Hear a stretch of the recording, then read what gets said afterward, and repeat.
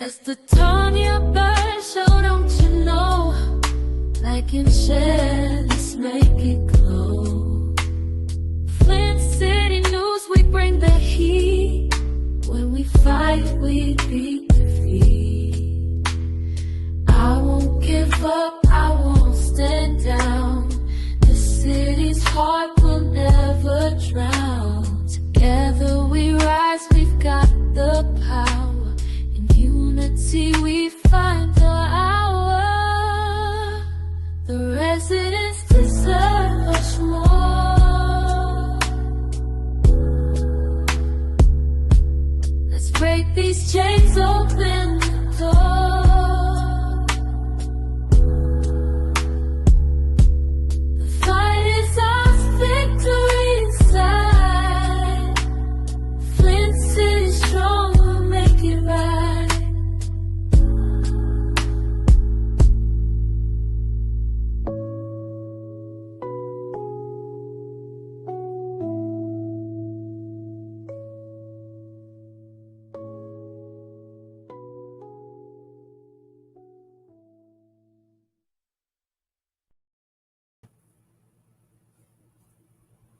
Hey, good evening, everyone. We had a little technical problem, just little.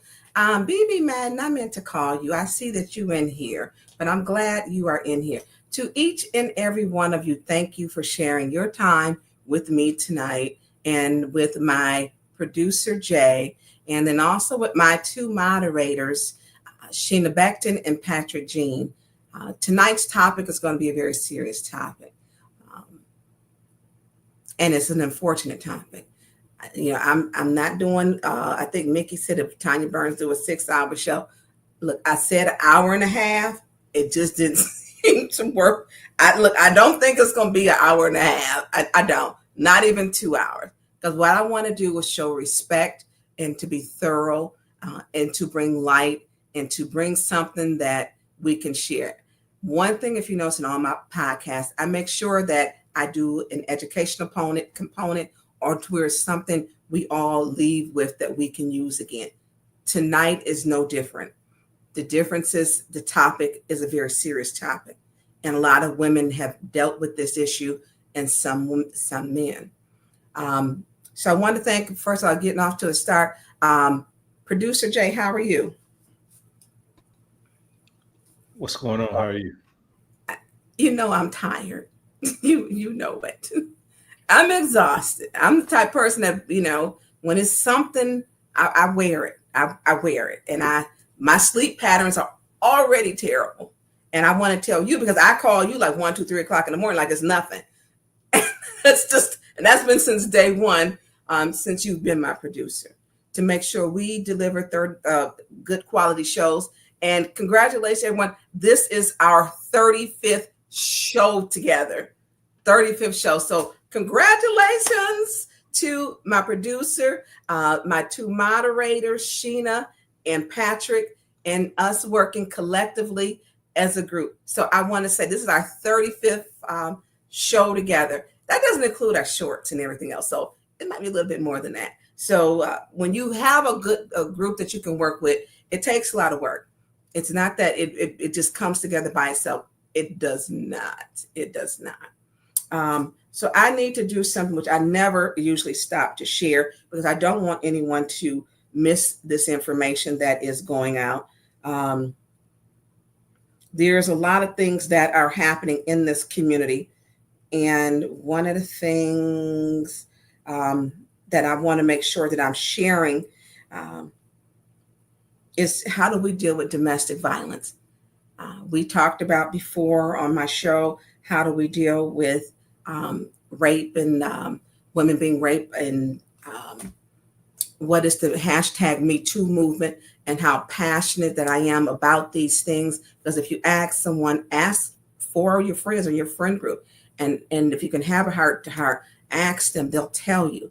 And it's the same thing with domestic violence when we get to our stats. So are we ready to go? But hold on, look, why everybody, and y'all click the like button to boost out our algorithm. If you could please do that. click the like button to boost out our algorithm so that we can get this message to people, because it's an important show. It's an important show, and there's going to be a lot of good things in it that for those that may need help, and then bringing light. You'll learn a lot of truth. We're going to learn that sometimes we may have to reach out to people, that the most unlikely people, where God will put someone in the gap to help you. Sometimes you just don't know. So click like, share, click like and share. And as Sheena Beckton always say, hit the notification bell, hit the notification bell. So to everyone that is in here, if I go back up, and I don't even know where my comments at, y'all, and I'm going to tell you, because I literally was touching stuff I had no business touching. Literally about 8 minutes ago. And I'm like, he's like, well, what did you? I'm like, I don't know. I don't know what all I was touching. And I'm going to be perfectly honest with you. So what I should have did, I should have been touching nothing. That I do know. But I did. And so I touched some things, and it is what it is. Come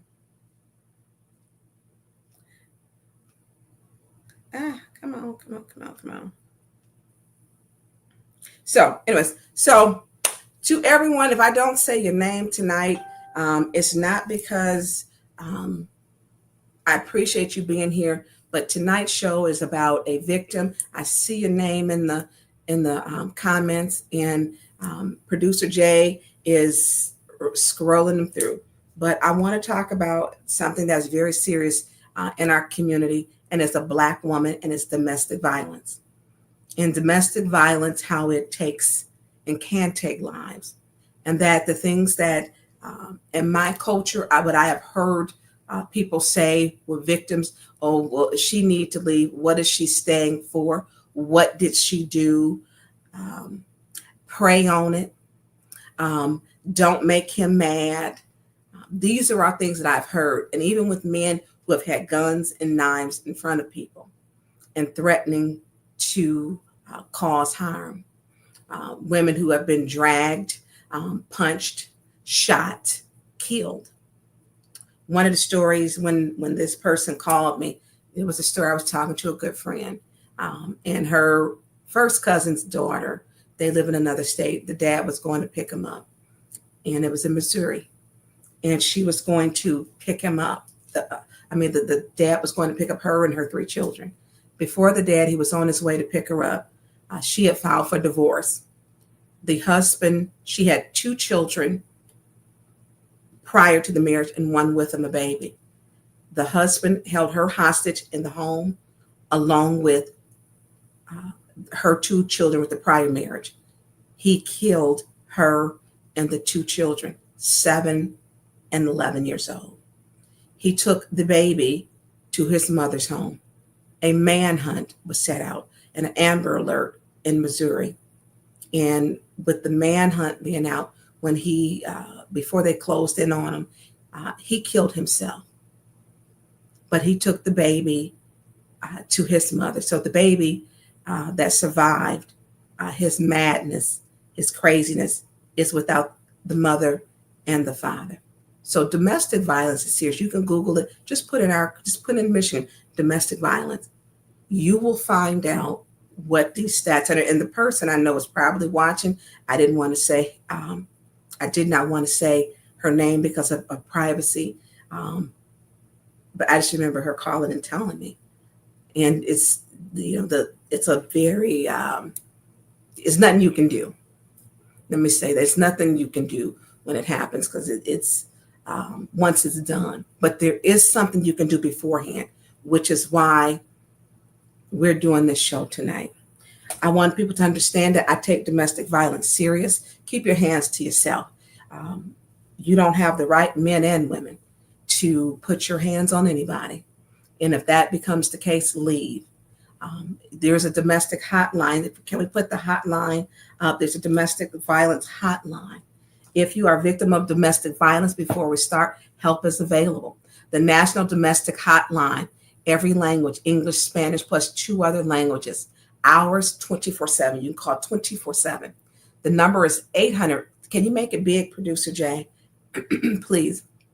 The number is 800-799-7233. And if someone could put it in the chat, help is available with someone to speak today. The National Domestic Violence Hotline, all languages, English, Spanish, and plus 200 interpretation services, hours 24/7, 365, all year, all night. The number is 800-799-7233. Thank you to the moderators. I appreciate you. I truly do. I have to pull up my run to show y'all this. A lot of things don't get me thrown off. This has, because and even with some of my posts that some of the comments that some of the people made were really egregious to me. And I'm gonna do like we're gonna run it backwards, basically. How did this happen? And so one thing I want people to know is that right now, this victim, she's okay. She will, whatever the new okay is, she's got a long ways to go when you endure a decade of domestic violence. Right now, she needs support. She needs help. She's got to rebuild her life. She has to rebuild her life. When someone is telling you you're ugly, you're fat, you dumb, and there will be cuss words. These are not my words, but I'm going to use the words because we need to know what they sound like when they come out of an abuser's mouth. When you're called a stank hoe, a bitch, when you're said you ain't shit, when you're told, bitch, I'll bust your face up. Abusers are controlling. They're controlling. The word abusers isn't because they're kind and generous. Not at all. They'll isolate you.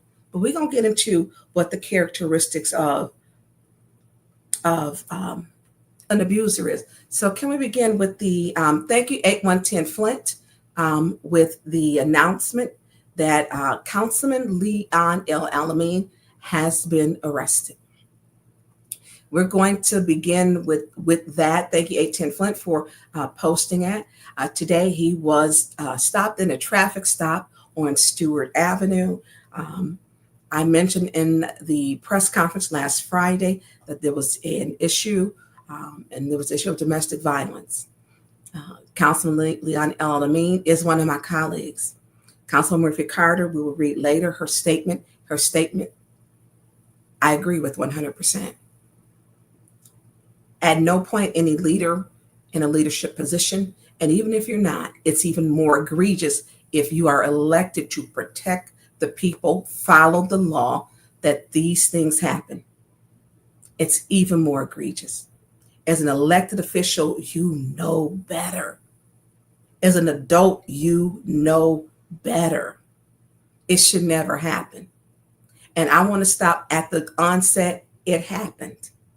We're going to, and I want people, because I don't want nobody being immature, insensitive. I went to the hospital with her. I saw the bruises. I seen the hurt. And her mother was there by her side. Me, her, and her mother. It happened. And someone made the guilty until whatever. No, I was there in the hospital with her to see what she went through, her pain. And it happened while he's out here giving interviews when he has a whole warrant out. She's trying to recover, and she's going to have to rebuild her life and relive this. So keep her in your prayers, because you don't get a script for how to do this. You don't. So he has been arrested. He was arrested on Stewart Avenue. He was arrested between the hours of between 1 and 2 o'clock p.m. And she had to basically live in fear because he was out. She was trying to get the warrant to get it signed with the authorities beginning on July 10th. And so I'm going to take you to a timeline of it. So also, can we get the next one? It's purple. Purple love is not a love. Thank you. You can make that one bigger for me, please. Please. I want people to understand, to love somebody does not mean you abuse them. Love is not abusive. Love is kindness. Love is soft. Love is tender. You can go to the YWCA of Greater Flint if you need help hotline. It doesn't get bigger, Producer Jay. That's it. Okay. Also, the YWCA, and I'll post these also on our pages too. Also, you can get help from the Michigan Domestic Violence Center and the National Hotline Center.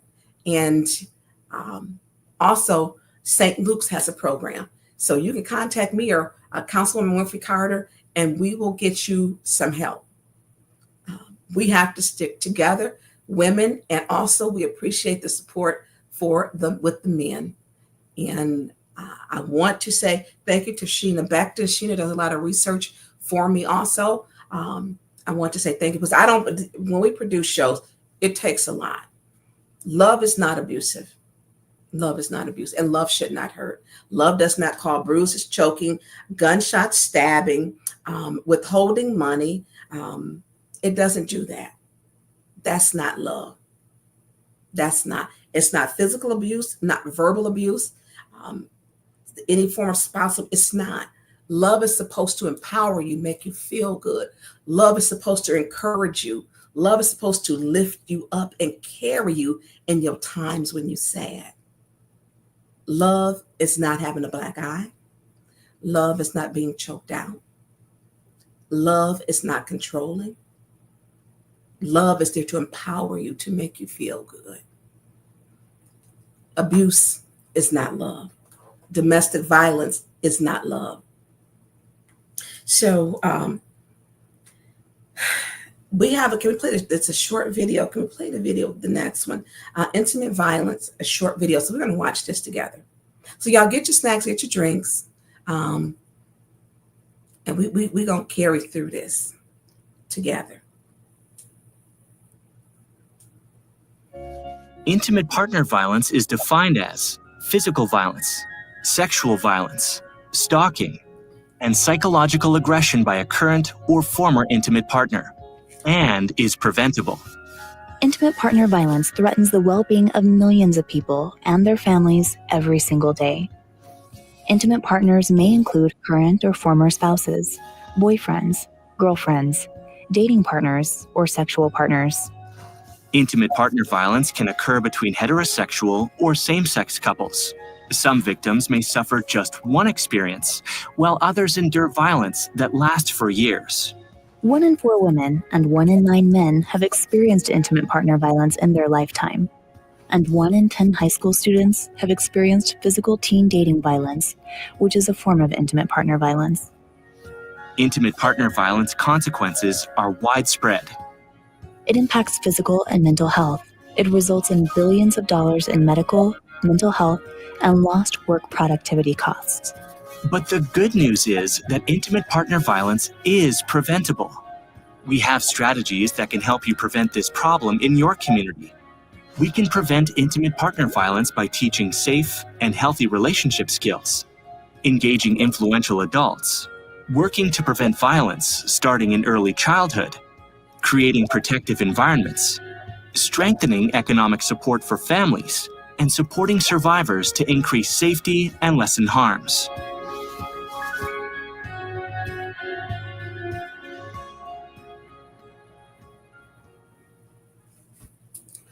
So I want people to know, because we're going to get into some very heavy stuff here. And so if you are, again, a victim of domestic violence, there is help. We put up the hotline, and we will periodically, can you put it back up before we get started, Producer Jay? And so again, if you are a victim, help is available. Call 1-800-799-7233. Help is available. Help is available. Kevin Tay, they can donate to producer Jay. Tanya's good. Tanya's good. Thank you. Tanya don't have a cash app for that. Okay. Producer Jay's cash app, and it's down at the bottom of the scroll. So if you would like to donate to the show, donate to producer Jay, 1987. You can donate to producer Jay. So let's get into it, everyone. If you're joining, click like, share. So we're going to get into, and producer, it keeps, I'm gonna have to go into, because when I put this on, it keeps dropping it. So the next one is our statistics. So I do want to do the statistics, please, before we get it started. Statistics, and I think it's purple and white.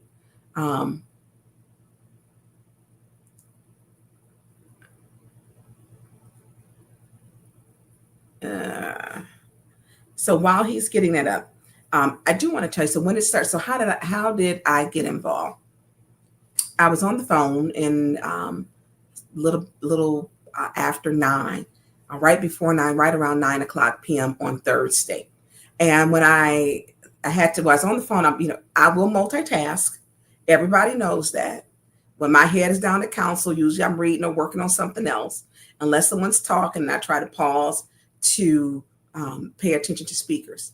So as I was on the phone and talking, and I looked over to my email, and I'm like, okay. I'm like, oh, well, this is a weird email.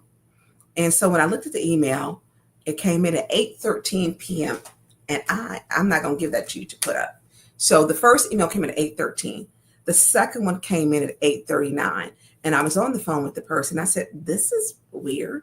They're giving a name, and they're stating Leon is going to be charged with domestic violence.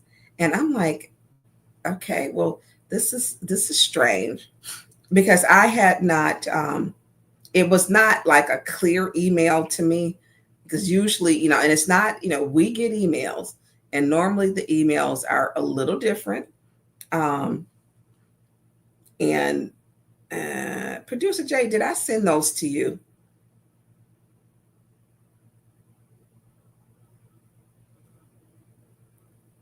Are you? No, I didn't. Did I send those to you? No, I didn't. No. Okay. And I know that people are very visual. So in the emails that I got, they were very specific, and I did not know the person. Did not know the person at all. And I'm going to send them to you right now. You need to look in, not my regular one, but that's one of them. And you should have it. And so I did become alarmed, very alarmed. Because, like, who's sending me an email at 8:30? I was very surprised. And so we're going to put up the two emails. So 8:13 and 8:39. So everybody knows what I'm going to do, because I'm like, okay, this is something's not right here. I don't know if it's a woman's intuition or my intuition. And so I emailed back, and I said,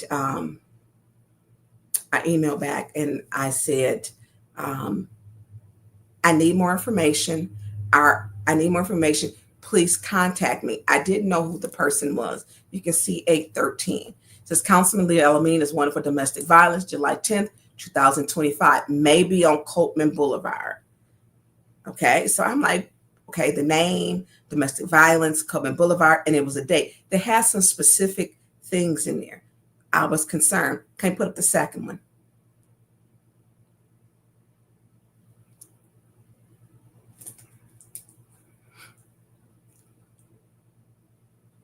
So I got the second one. So I emailed back. And when the second one, 8:39, I says, first word, Councilman wanted for domestic violence, July 10th, video and other evidence of his grimy way. He may be on Copeland Boulevard hiding. I said, okay. And so I was on the phone and then talking. I said, look, I need to check into this. 10, 15 minutes later, I get a call. It was her mother and her mother and her mother on the line. She told me she had just been assaulted, dragged, and beat up. She told me who she was. I did not know her name at the time. I did not know much about her, but I knew it was real by listening to her mother. Her mother took the lead on most of the conversation. Her mother was angry as any mother would be. Her mother was furious. She was, I think, trying to grasp. She was in pain. And she would just say, I'm hurting. My head. I was beating my head, and dragged. And he choked me. I was sitting down in the chair. He grabbed me out the chair and threw me on the ground and dragged me. And she was recording at the time on her phone. And he said, she said, I was dragging and he can cuss, and we're going to show his demeanor because we know about the Draco. We know he comes to people's house with a Draco, come in whenever he wants to. We heard the woman, Nakia. We saw he did the 2 Muslim women at city council and what he was going to do to them. And I watched that like, oh, wow. He telling them, oh, you want some of this? And he got out his seat at council and did that. So this is who he is. And so I'm talking to her and I said, so are you okay? She said, I said, you call the police? Yes, I called the police. He does not live in the city of Flint. He lives in Mount Morris where that trash can was. Like we had stated, he does not live in the city of Flint. She said, I called Mount Morris police and they came. She was home by herself. Her mother did get to her. She asked her mother called me and said, well, we need to get her to the hospital. And she was in shock, actually. She was in shock. And so I asked, I said, well, do you want me to take you? I will take you. And she was like, well, no, I said, look, I will come get you. I can get someone to come get you. If you're not comfortable with me, I will get someone to come get you. You have to be seen. When she described the beating, it's not unusual. Victims, when they're seeing someone else or other people, is that when you ask them, who are you seeing, that they beat you. If your abuser is an abuser. She's been in the hospital. He put her in the hospital before on Father's Day. So there is I think last year, the year before last, where she had to seek medical attention at the hospital. So there's medical records and documentation. This isn't the first time. There's recordings. She started recording him each time he would go off on her. So there's recordings. So she decides. So what she does, I asked her, so do you want me to take you? And she's like, no. And her mother's like, you gotta go. You need to be looked at. She was like, Tanya, she's like, she needs to go. I'm worried about my baby. I'm tired of this happening to her. I'm tired of this happening to her. He did this. I'm tired of him beating on my baby. And I said, look, I'll meet you. I'll come get her. We can meet. So what we did was I met her mother at the hospital. We both pulled up almost together, parked in different places. And what we did was walked in together. You need an advocate or someone, this ever happens, find someone to go with you. Find someone to go with you. So we go in, we get her registered. I ask if she can be in a separate waiting place because we know that abusers, and he is someone who has clout. He has status in our community. He has his main institution. He serves as the first ward councilman, so he has status in our community. And with him having status in the community, sometimes I've seen people get privileged and even into the court system. So she gets registered. Hurley was great. Hurley was great. I want to thank the staff at Hurley for taking this issue serious. And I want to thank the sheriff's department in addition. And Deputy Edmondson, who was at the hospital. So they take her back. She gets examined, and she puts on her gown. So they're examining her body from her head all the way down to her feet, and she had bruises. Her hair. He had drug her by her hair across the floor, and I believe into the kitchen. She was able, and at the time when she was trying to get away from him, she had the phone, and he was trying to get the phone with the recording out her hand as he's dragging her. And so when she threw the phone, he let go of her, and he went and grabbed her phone and took her phone, because that's what they will do. She grabbed his city phone that was given to him, and she called 911 she called 911 with his city phone as a councilman that was given to him to take care of residents' calls and issues. She locked herself in the bathroom and she called 911. The call got hung up. 911 calls you back. If you get hung up on anything that's domestic violence, 911 is coming and they call you back. They treat those calls like that. And how I know, because I went out to 911 center to see how they actually function. There is a call from his city phone from her to 911. And 911 called her back and told her we're sending someone and they're on their way.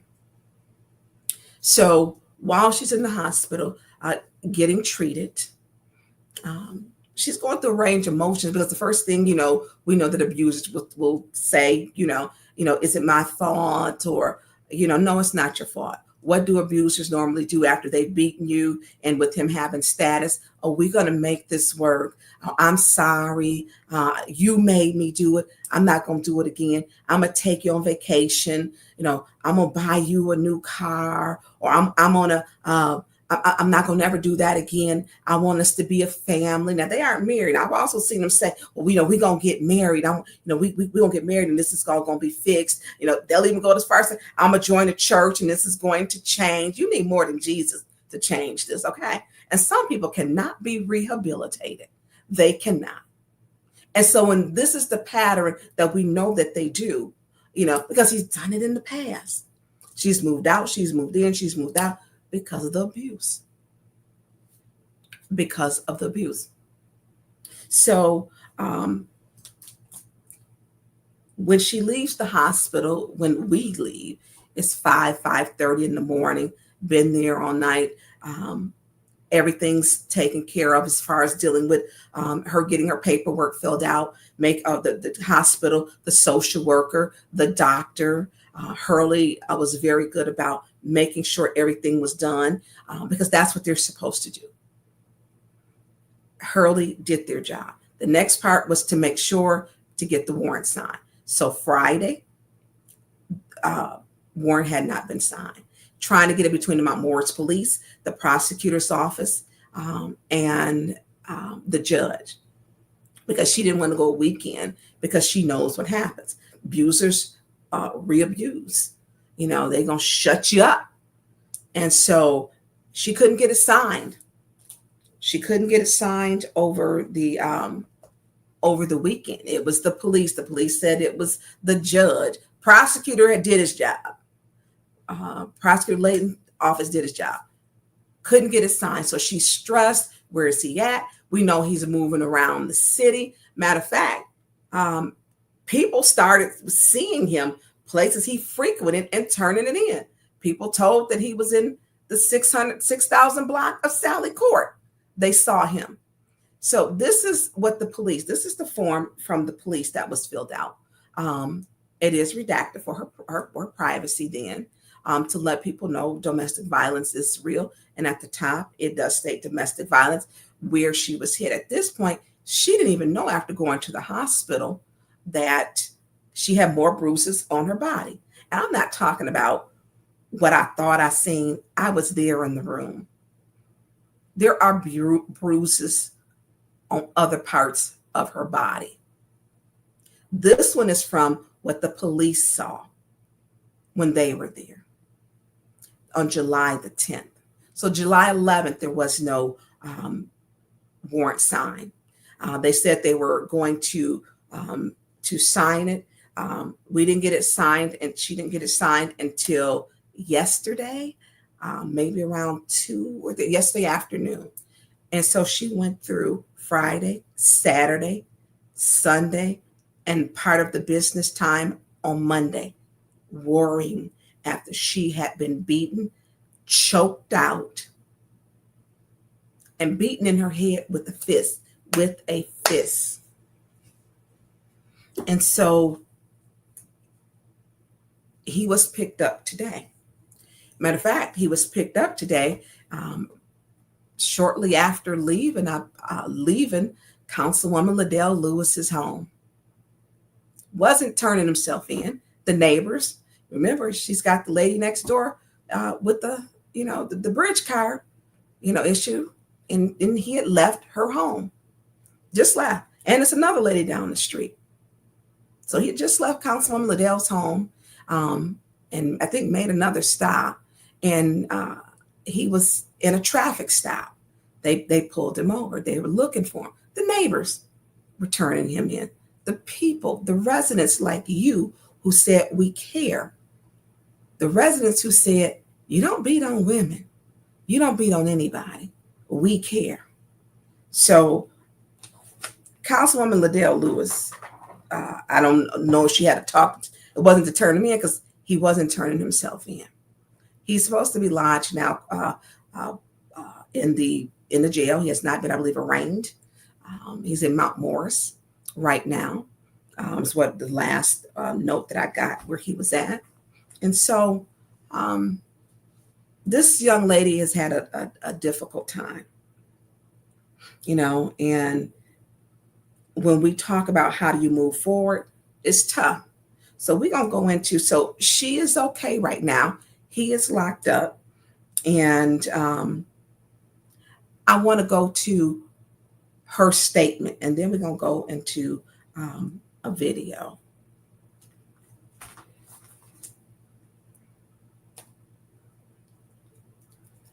And don't put it up. I'm going to read it. Because I don't want, what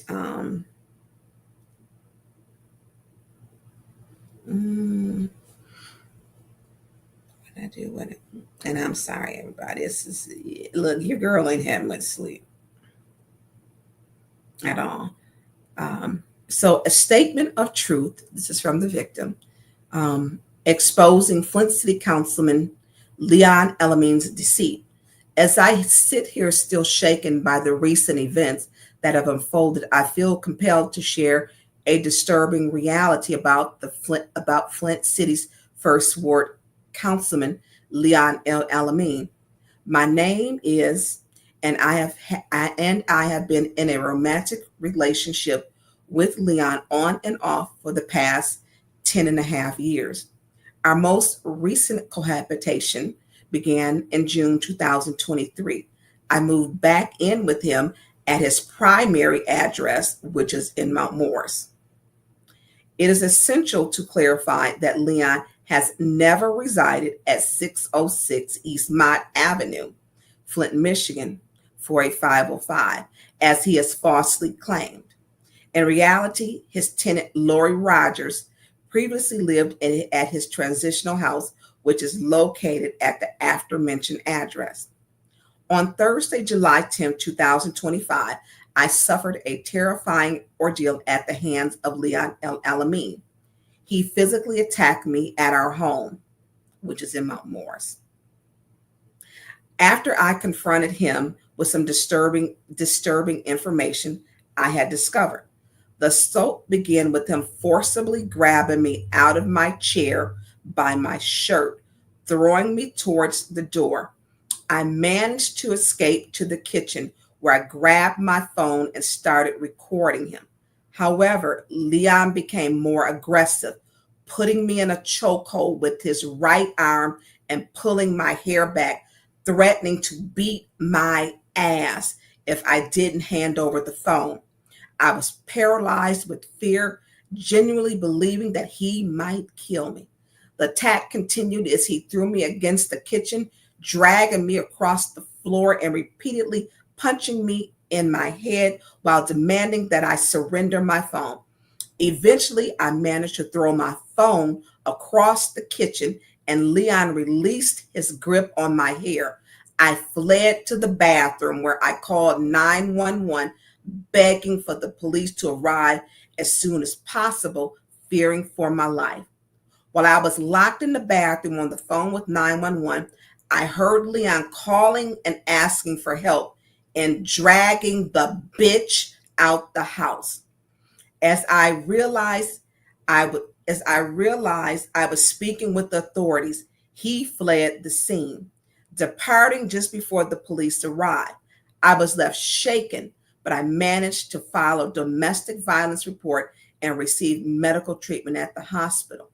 2 days later, on Saturday, July 12th, Leon sent his brother to our residence to collect some of his clothing and computers. This incident has left me with deep emotional scars, and I worry about the safety of the people Leon is supposed to represent. As a resident of Flint, I am deeply troubled by the fact that our elected official, Leon L. Alamin, has not only lied about his residency, but also demonstrated a violent and menacing behavior. It is crucial that the people of Flint are aware of the truth behind the mask of deception. I hope that by sharing my story, I can inspire change and accountability within our own city leadership. The truth must be told. It is imperative that we hold our elected officials to the higher standards of integrity and transparency. Leon L. Alamin's actions are a stark reminder that our leaders must be truthful and respectful of the people they serve. I pray that my courage in coming forward will pave the way for a brighter, more honest future for the people of Flint. Let's take that down. She's a smart young lady. She's a very good writer. She had to take the time to grapple with everything, to say, I don't want this to happen, because she's rebuilding her life. He choked her, grabbed her hair by her hair, took her phone. He grabbed up the chair by her shirt. She got away, went to the kitchen, locked herself in the bathroom. This should never happen. He is given a second chance.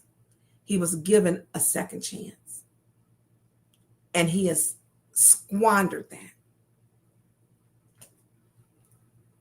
So,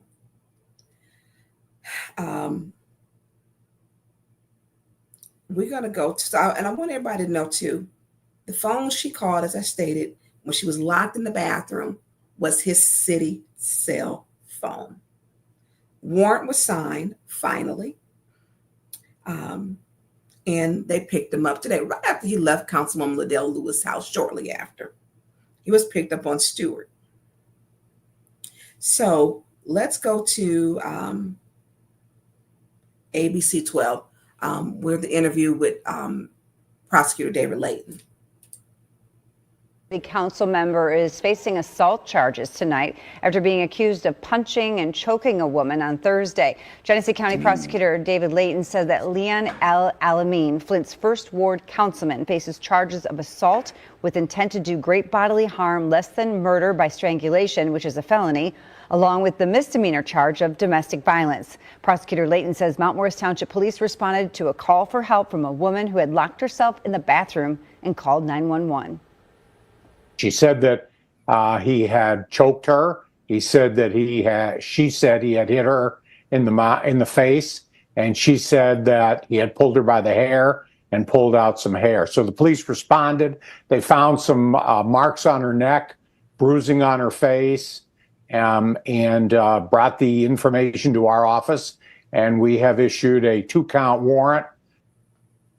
Alamin has not yet been arraigned. Stay with ABC 12 for the latest on this case. So he has not been arraigned. I do want to say thank you to Prosecutor David Layton, who took this serious, because often women of color are not treated the same. Women of color, the violence against the women of color, what did you do? He didn't do this. He's being charged with a felony and a misdemeanor. And so we're going to have to see where it goes. But it's a process, and she's got a process that she's going through. So, Producer Jay, I think you have the. So I want to go on to the next one, because we want to show what some of his history is. So can we give? There's 2 little clips, because we're going to show how he is. Both of these clips were from former Mayor Karen Weaver's show. Can you play? It's 2 of them. You can play them back to back. Leon's place of residence, when you said where he lives or doesn't. Leon stays on Sherman Street, which is a dirt road. Flint does not have dirt roads. All the dirt roads is Mount Morris area. It's across going towards Jennings. Sherman is off up in there. That is not Flint. When he got a CPO, he put on there Sherman Street, which that is not Flint. You told and us. then he has his signature. So Leon knew he was not in Flint. Well, you know what? And you couldn't be the only person that knew that. People talked about that when he was running, that he didn't live there. Yet he gets to represent the 1st Ward in the city of Flint. I mean, I remember you saying he doesn't live there. That's not where he lives. Nope. So I mean, that just shut me up. That is not where he lives. And okay. When was it? Who had that picture? They saw his City of Flint garbage can with Sheldon Neely's name on it out there in Mount Morris. So it's clear he doesn't remember that. It's clear he doesn't live in Flint. Now, come on. But and no one that's in a position to do anything has called him out on that. They've let him just sit there, and that's been fine. But you sounded the alarm. So he doesn't live there. He lives in Mount Morris. People have said he didn't live there. You had Kevin Tagg said he didn't live there. You had Beverly Biggs Levy said he didn't live there. And then he filed a report on them. He doesn't live there. He doesn't. So was that wasn't, you didn't play, can we get the other one? For one, I feel for the lady that this happened to. Me and my son, I was scared for my life. I had to literally move up out of Flint because of Leon L. Alamin. I didn't have no family there. I didn't know what that man was going to do. He brought a Draco to my house with my son there. I don't have no man. So you brought a Draco for a female. And then I was living in his house to where he would come in thinking I wasn't home. He came in one night, let himself in, and I'm thinking it's my son. I holler my son's name, go upstairs. Leon leaving out, getting in his van, his red van, pulling off. How you just walk into your tenant's house thinking I wasn't there? You just let yourself in. So I had to change the locks. I did, because I don't know what that man was going to do to me. So that was Nakia Shawnette Wakes. And she was the one where he walked into the home and he pulled the Draco, drilled out the locks. There were 2 little boys there, I think 11 and 12. And the little boys, one of the little boys was so scared, he urinated on himself, but he didn't stop. He didn't stop. And thank you to Mayor Weaver. She's on the Flint Urban News Network. So go over there and click like and share that also. She covered this last night. She had Nakia. She's another victim. There's several women victims. Nakia talked about last night, he cut off another lady's water because she wouldn't comply with him. He cut her water off. She had to carry water in jugs for 2 months. He cut her water off. And the water she would go get to the other lady, he told the other lady, don't let her come, don't let Nakia get water from her house. He cut her water off. He's a manipulator. He's an abuser.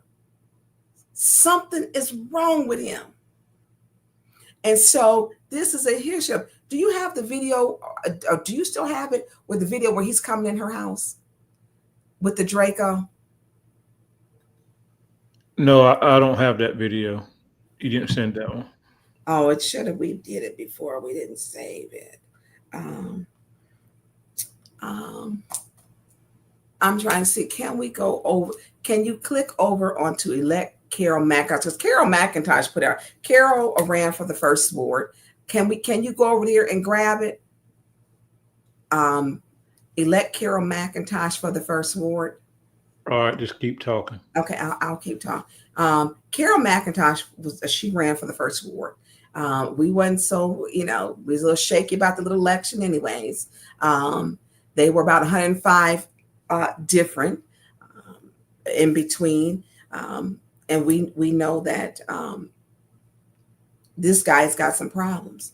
You don't beat on women. He don't live in the city. And these are all city charter violations. And one of the things is that you can't get even charged or convicted while you've got an expungement. Or if you do, you lose your expungement and you have a felony. Your felony shows back up on everything. And we're going to get into that. I know he's looking for the video for that one. So look, y'all, while we on here, boost this out. This is going to help somebody with domestic violence. Boost this out and click like, share, hit the like button. So one thing that we do know with him not living where he say he lives, and if he gets a felony, that's a violation of the charter in addition. So here it is. He's threatening all these women, which he doesn't mind. These women are living and they're terrified. I almost lost my pen. He doesn't care. I mean, I remember looking at him with the two Muslim ladies in council, and I'm looking across him like, he was stepped up, got out his seat, y'all, walked up to like the little barrier line that's across there, and was telling them, this is what you want, this is what you want. And we're going to play the recording a little later. You're going to get to hear him in his own words of one of the times where he was cussing her out, how bad he talked to her, how terrible it was, how verbally abusive he was, how physically abusive he was. We know the physical abuse because now he's facing a felony along with a misdemeanor. And this is not her first time having to be in the hospital because of the abuse caused by his hands. It's not the first time. It's not. Producer Jay, if you can't find it, I can maybe I'll find it a little quicker. Oh, there we go. So here he is. This is where Nakia lived. You see him coming in. He works for him. They drilling out the locks. Now he's gonna be cut. His truck is parked in front of the house. There's someone living there at the time, a tenant, and he tells the lie, and Nakia straightens up that lie. Go over and watch. If you didn't see Mayor Weaver's interview, you need to watch it. Now here he comes. He's coming. There's kids in this house, 2 little boys. They're on with 911 calling.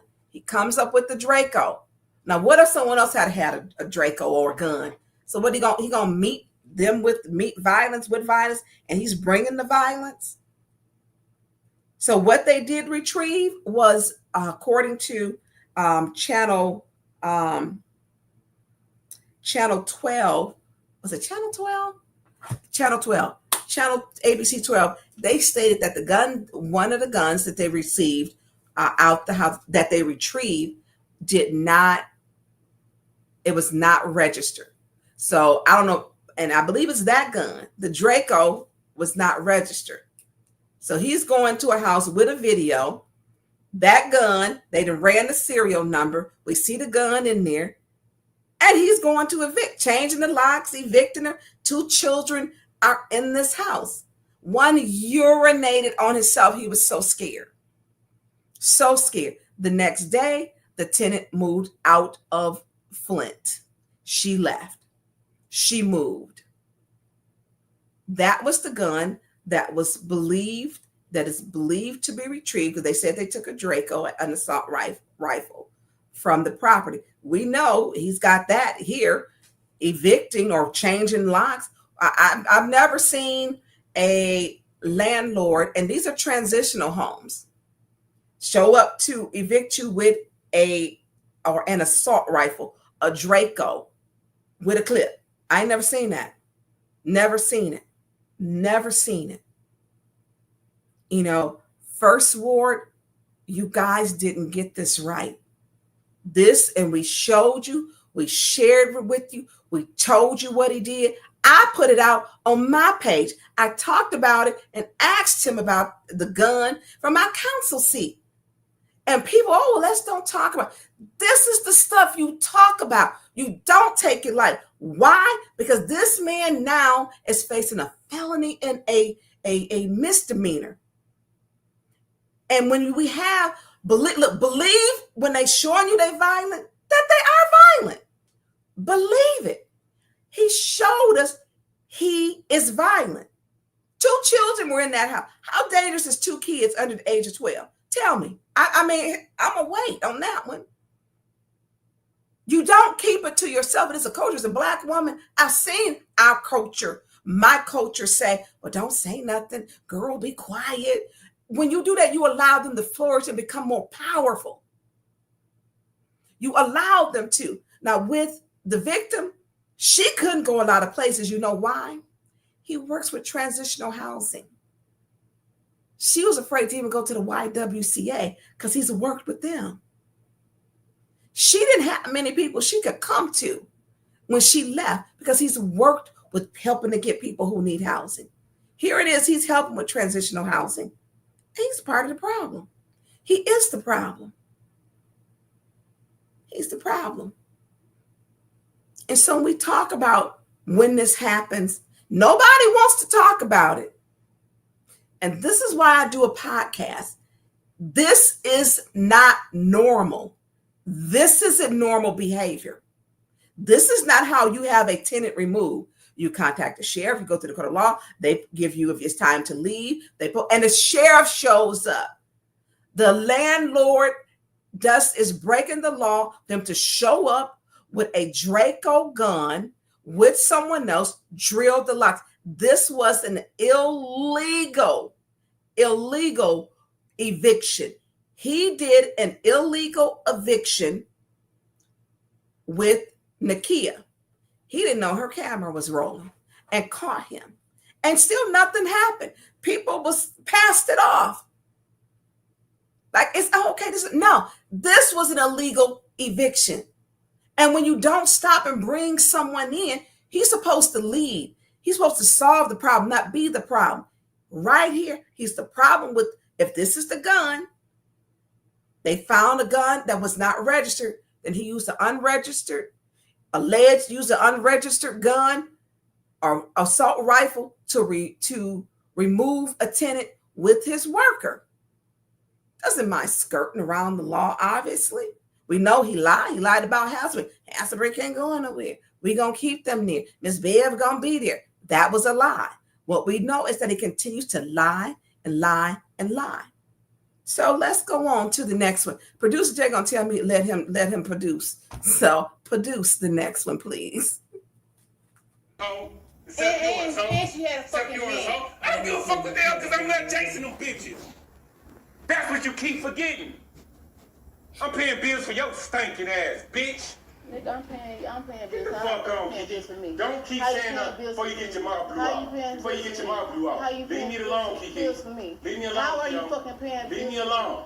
How are you paying bills for me? Leave me alone, Kiki. How? I'm done with this shit. How? I'm done with this shit. How? I bet you is. Who was he upset for this one? Some stuff that he was, like we've been this Take that struggle. shit. I don't pay no bitch shit. Nigga, you was. How long ago was this one? I pay your water and your fucking you pay the rest of the such and such. You want to stay in that? You want to stay in that tourist? You ain't buying no furniture. I ain't buying no bitch no furniture or nothing, ho. I ain't seen no text. You said I ain't buying no bitches shit. Buying no bitches shit. Yes, you did. You admitted she gave it to her son.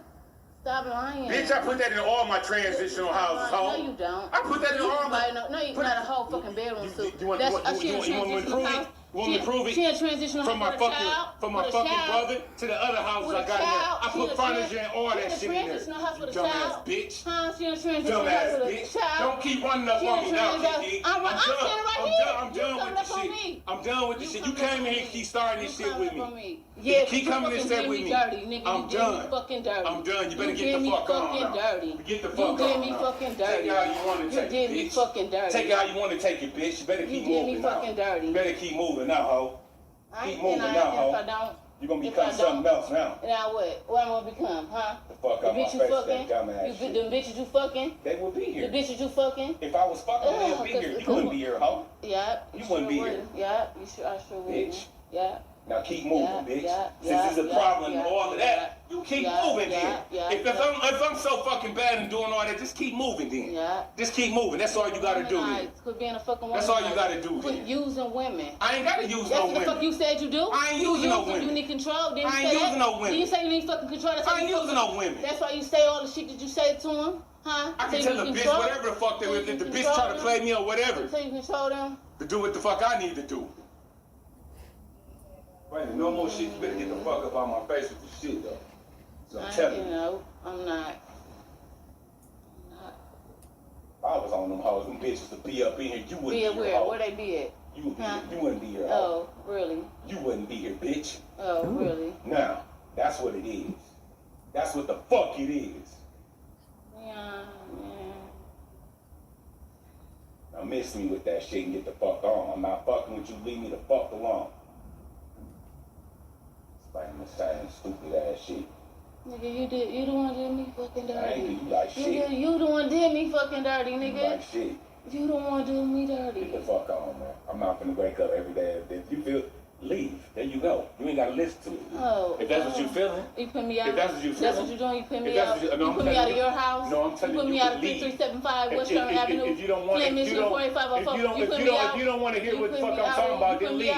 You put me out. Bye. That's what you doing. Leave. Stay. You put me out. You put me out of your house where you stay, huh? Huh? You put me out.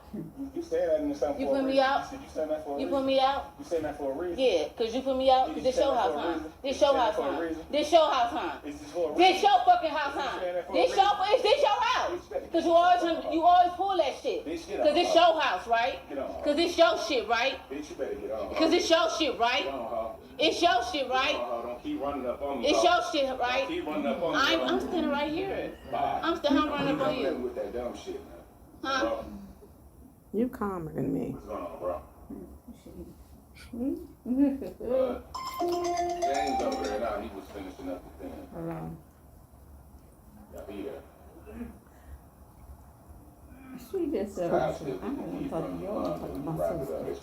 I think it was solid from what he was saying.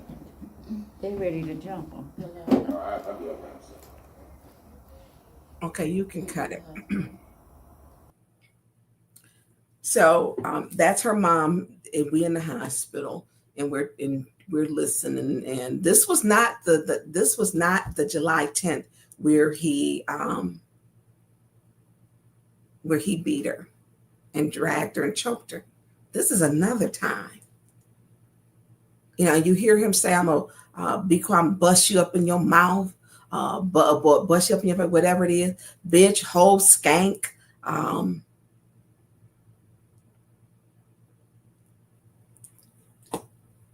You don't do this. If you need help, you call the hotline. You talk to someone. Don't keep their secret. Don't do it. Reach out to someone. She couldn't reach out to a lot of people. He knew what he did was he isolated her. He isolated her. He isolated her. He made sure he kept her away from everybody. He made sure she was relying on him for everything. And then he told her he wasn't making no money with Maid Institute. Now, y'all know I did the Maid Institute math. He got over what, $1 or $2, $3 million in the past, 2 years. Look, there goes 300,000. I had did the total. She taking her money to pay all the bills, a majority of the bills in the house that they both living in, and not telling her he making money. And literally we added it up, and we didn't add it all up because the 2023 to 24s on the 990s were not available. They had not been filed. And so when we look at what she's doing, he did what abusers do. He isolated her. He mistreated her. He verbally assaulted her and physically assaulted her. So let's show his behavior. But that was his voice. That was him and her. So this speaks to his character. This speaks to his actions. This speaks to what he's capable of. Because he's telling her in that, I'm going to bust you up in your mouth or whatever. Do we need to play that again? Because he showed, and literally her tone did not match his.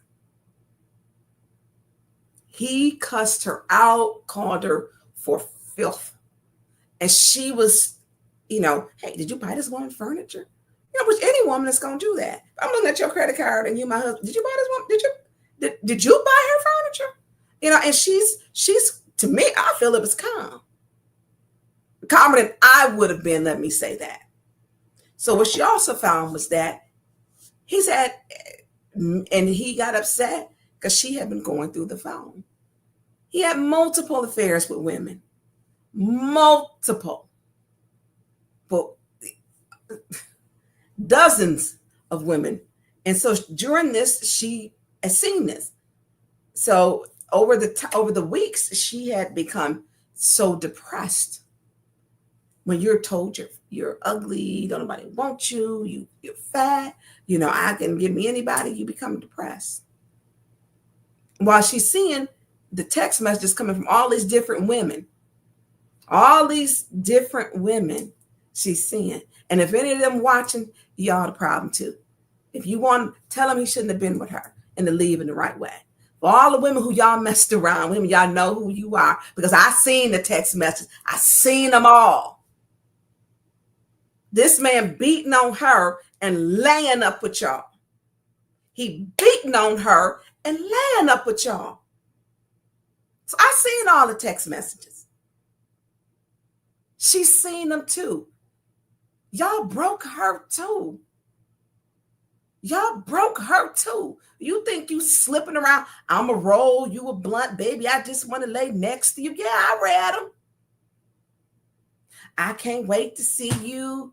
I mean, she's been going for this for weeks. The disrespect.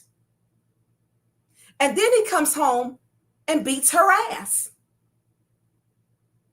He lay up with the women and then come home, as an abuser does, and beats her ass.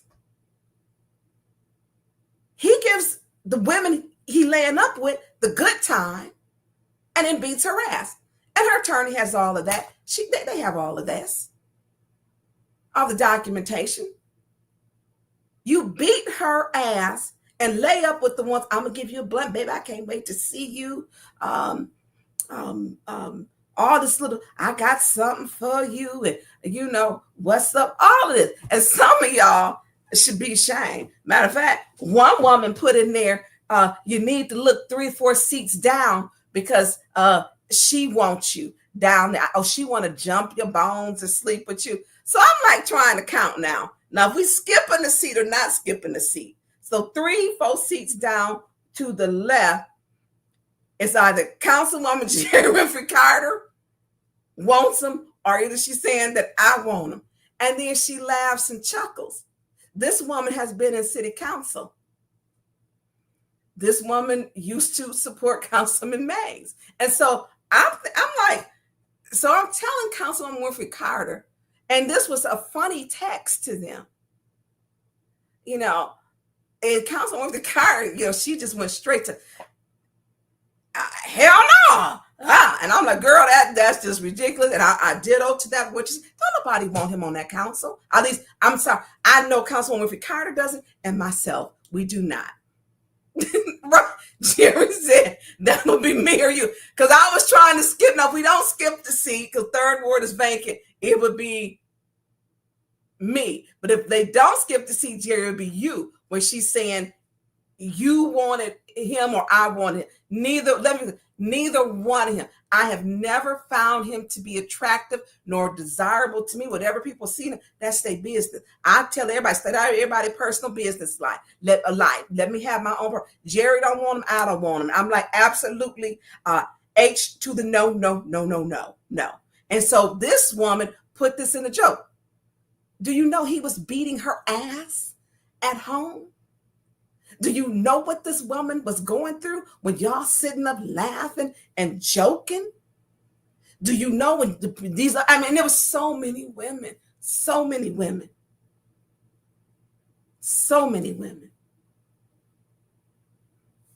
She was getting ass beatings while they rolling blunts and cracking jokes.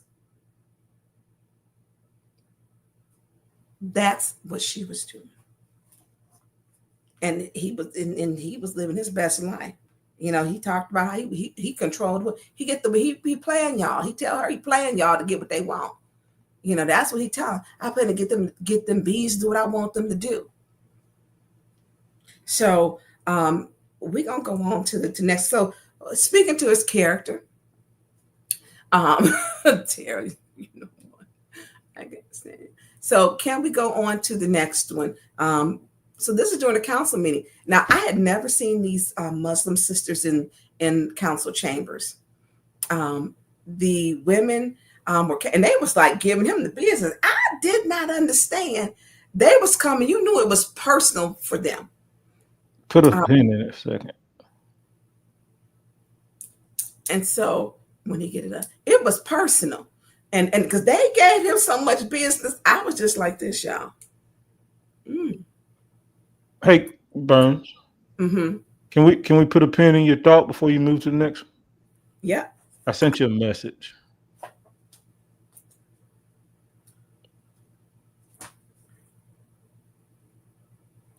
Let's do it. We're going to listen to it one more time where he says he's going to blow her mouth up or off, because I want to make it clear. So listen, do me a favor, y'all. When y'all hear it in the comments, when he says what he's going to do to her face, punch her in her face, blow her, because I want him to get it correct. So when y'all hear it in the comments, put it in the comments when we hear what he's going to do to her face or her mouth or whatever. So we're going to listen to this together, because I want it to be correct in all fairness. We want to listen to the Lionel Alamin, because we want to. So we're going to play it again. And when y'all hear it, put it in the mouth, put it in the comments what he said. Producer Jay, whenever you got it ready, just cue it up, just play it. I want to make sure I'm hearing what I'm hearing. And she had except yours, ho. Except she had a fucking yours, ho. I don't give a fuck with them because I'm not chasing them bitches. That's what you keep forgetting. I'm paying bills for your stinking ass, bitch. Nigga, I'm paying Get bills. the fuck on. For me. Don't keep saying that before you get your mouth blew out. Before you get your mouth blew out. Leave me alone, Kiki. Bills for me. Leave me alone. How are you fucking paying bills? Leave me alone. How are you paying bills for me? Leave me alone, Kiki. How? I'm done with this shit. How? I'm done with this shit. How? I bet you is. Who was he upset for this one? Some stuff that he was, like we've been Nigga, you was. How long ago was this one? I pay your water and your fucking you pay the rest of the such and such. You want to stay in that? You want to stay in that tour? You ain't buying no furniture. I ain't buying no bitch no furniture or nothing, ho. I ain't seen no little text. You said I ain't buying no bitch shit. Buying no bitch shit. Yes, you did. You admitted she gave it to her son. Stop lying. Bitch, I put that in all my transitional houses, No, ho. you don't. I put that in all my... No, you not a whole fucking bedroom suit. You want me to prove it? You want me to prove it? She in transitional from my fucking brother to the other houses I got in there. I put furniture and all that shit in there. You dumbass bitch. Huh? She in transitional Dumbass house with a bitch. child. Don't keep running up on me now, Kiki. I'm done with this shit. I'm done with this shit. You came in here and keep starting this shit with me. Yeah, keep coming and stay with me. I'm done. I'm done. You better get the fuck on now. Get the fuck on. You did me fucking dirty. Take it how you want to take it, You did me bitch. fucking dirty. Take it how you want to take it, bitch. You better keep moving now. You did me fucking dirty. You better keep moving now, ho. Keep moving now, ho. If I don't, you're going to become something else now. Now what? What I'm going to become, huh? The fuck out my face, that dumbass shit. The bitches you fucking? They will be here. The bitches you fucking? If I was fucking, they would be here. You wouldn't be here, ho. You wouldn't be here. Yeah, I sure would. Bitch. Yeah. Now keep moving, bitch. Since there's a problem and all of that, you keep moving here. If I'm so fucking bad and doing all that, just keep moving then. Just keep moving. That's all you gotta do then. Quit being a fucking woman. That's all you gotta do Quit then. using women. I ain't gotta use no women. That's what the fuck you said you do? I ain't using no women. You need control. Didn't I you ain't say using that? no women. Did you say you need fucking control? I ain't using no women. That's why you say all the shit that you say to them? Huh? I can tell the bitch whatever the fuck they were. If the bitch try to play me or whatever. So you control them? To do what the fuck I need to do. Right, no more shit. You better get the fuck up on my face with this shit, though. So I'm telling you. No, I'm not. I was on them hoes, them bitches to be up in here. You wouldn't be here. Where? Where they be at? You would be here. You wouldn't be here. Oh, really? You wouldn't be here, bitch. Oh, really? Now, that's what it is. That's what the fuck it is. Yeah. Now miss me with that shit and get the fuck on. I'm not fucking with you. Leave me the fuck alone. Spam this same stupid ass shit. Nigga, you the one did me fucking dirty. I ain't do you like shit. Nigga, you the one did me fucking dirty, nigga. You like shit. You the one do me dirty. Get the fuck on, man. I'm not gonna wake up every day. If you feel, leave. There you go. You ain't gotta listen to it. Oh. If that's what you feeling. You put me out. If that's what you feeling. That's what you're doing. You put me out. You put me out of your house. No, I'm telling you. You put me out of 3375 Western Avenue. If you don't want to, if you don't want to hear what the fuck I'm talking about, then leave. You put me out. Bye. That's what you're doing. Leave. Stay. You put me out. You put me out of your house where you stay, huh? Huh? You put me out. You say that in the sun for a reason. You put me out. You saying that for a reason. You put me out. You saying that for a reason. Yeah, cause you put me out. Cause this your house, huh? This your house, huh? This your house, huh? This your fucking house, huh? This your house. Cause you always pull that shit. Cause it's your house, right? Cause it's your shit, right? Bitch, you better get on. Cause it's your shit, right? It's your shit, right? Don't keep running up on me. It's your shit, right? Keep running up on me. I'm standing right here. I'm still running up on you. With that dumb shit, man. Huh? You calmer than me. What's going on, bro? James over there now, he was finishing up the thing. Okay. Okay, so it was get your mouth blew out. And I heard too, before you become something else. Okay. What's something else? You already threatened to beat her ass. What's the next one? You gonna kill her? It's not too much in between that.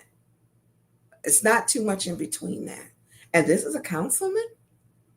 This is a pillar community who has been endorsed by Alyssa Slockin. And people told her about him with the Draco. When she ran for senator, she endorsed him.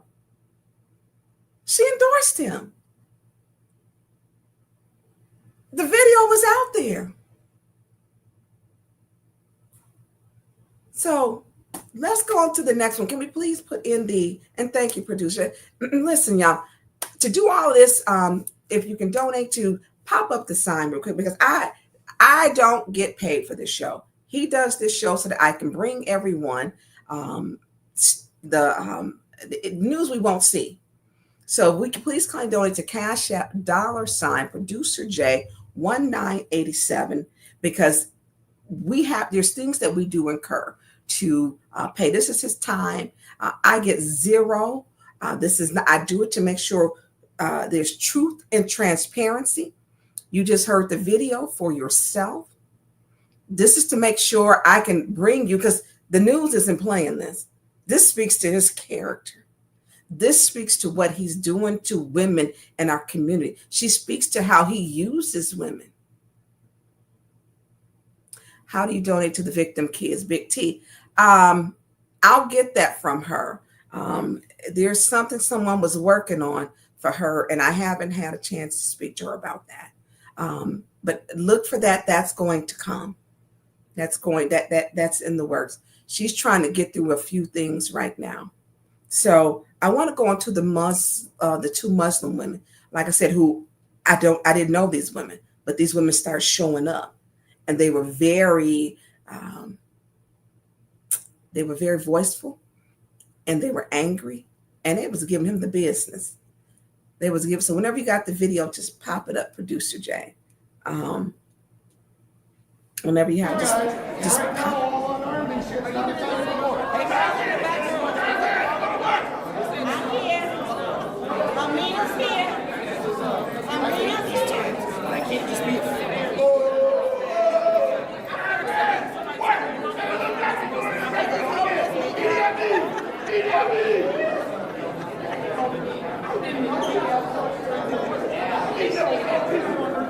Didn't stand up for them brothers that you had working for you, Alamin.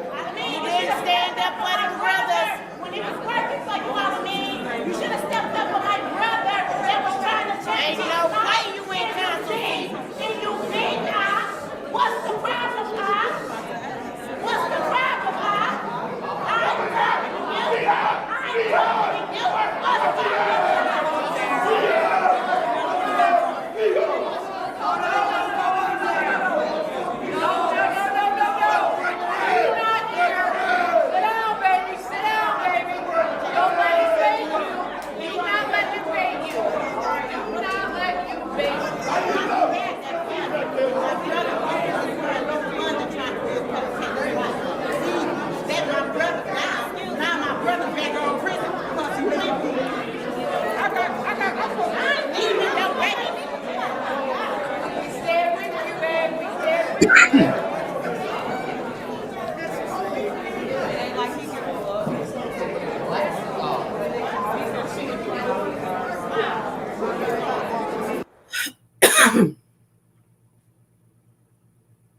So Jason Difor has got the video. I mean, Jason, yeah, we the people. Jason, if you're watching, I need that video. I'm looking at, because he was right up there.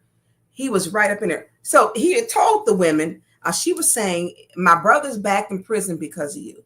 Why didn't you support my brother or the brothers? And Jason has got the video. Now, what I heard when he walked up to the women, when he got up out his seat, and he was mean mugging them, giving them a stare down at first, literally giving them a stare down. And then he walked him and said, yeah, this is what you want. This is what you want. Yeah.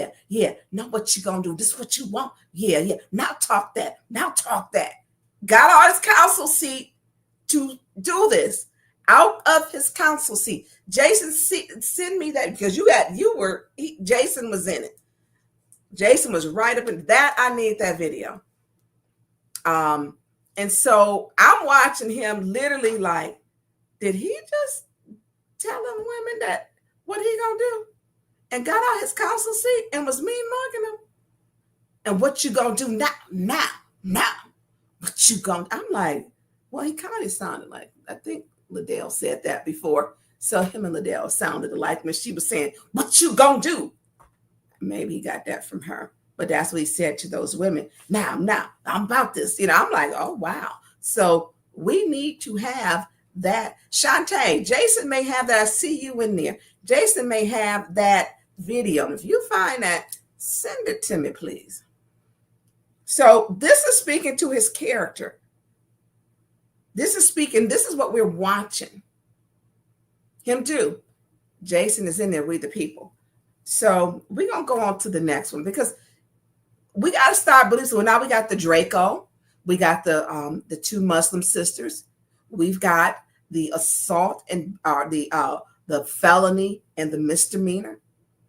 So we have to now believe this man is not rehabilitated. We had a gun, according to Channel 12, was removed from the home that was not registered. We have to now believe not what his actions are speaking along with his actions are actually speaking louder than his word. His actions are speaking louder than his words. And so when we look at this, this guy doesn't mind doing this.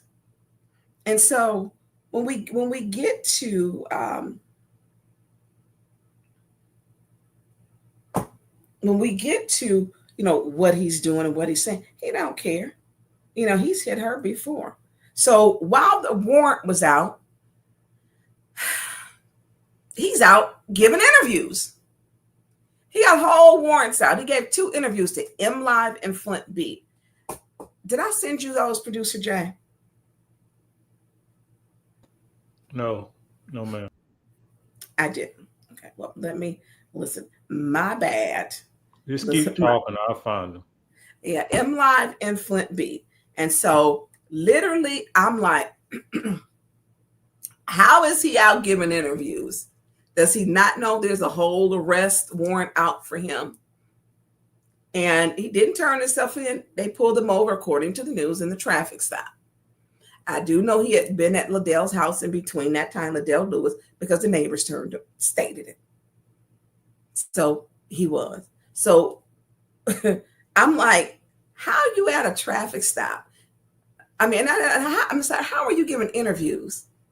And in the interviews, they said there is a warrant out, there are charges filed. He didn't turn himself in.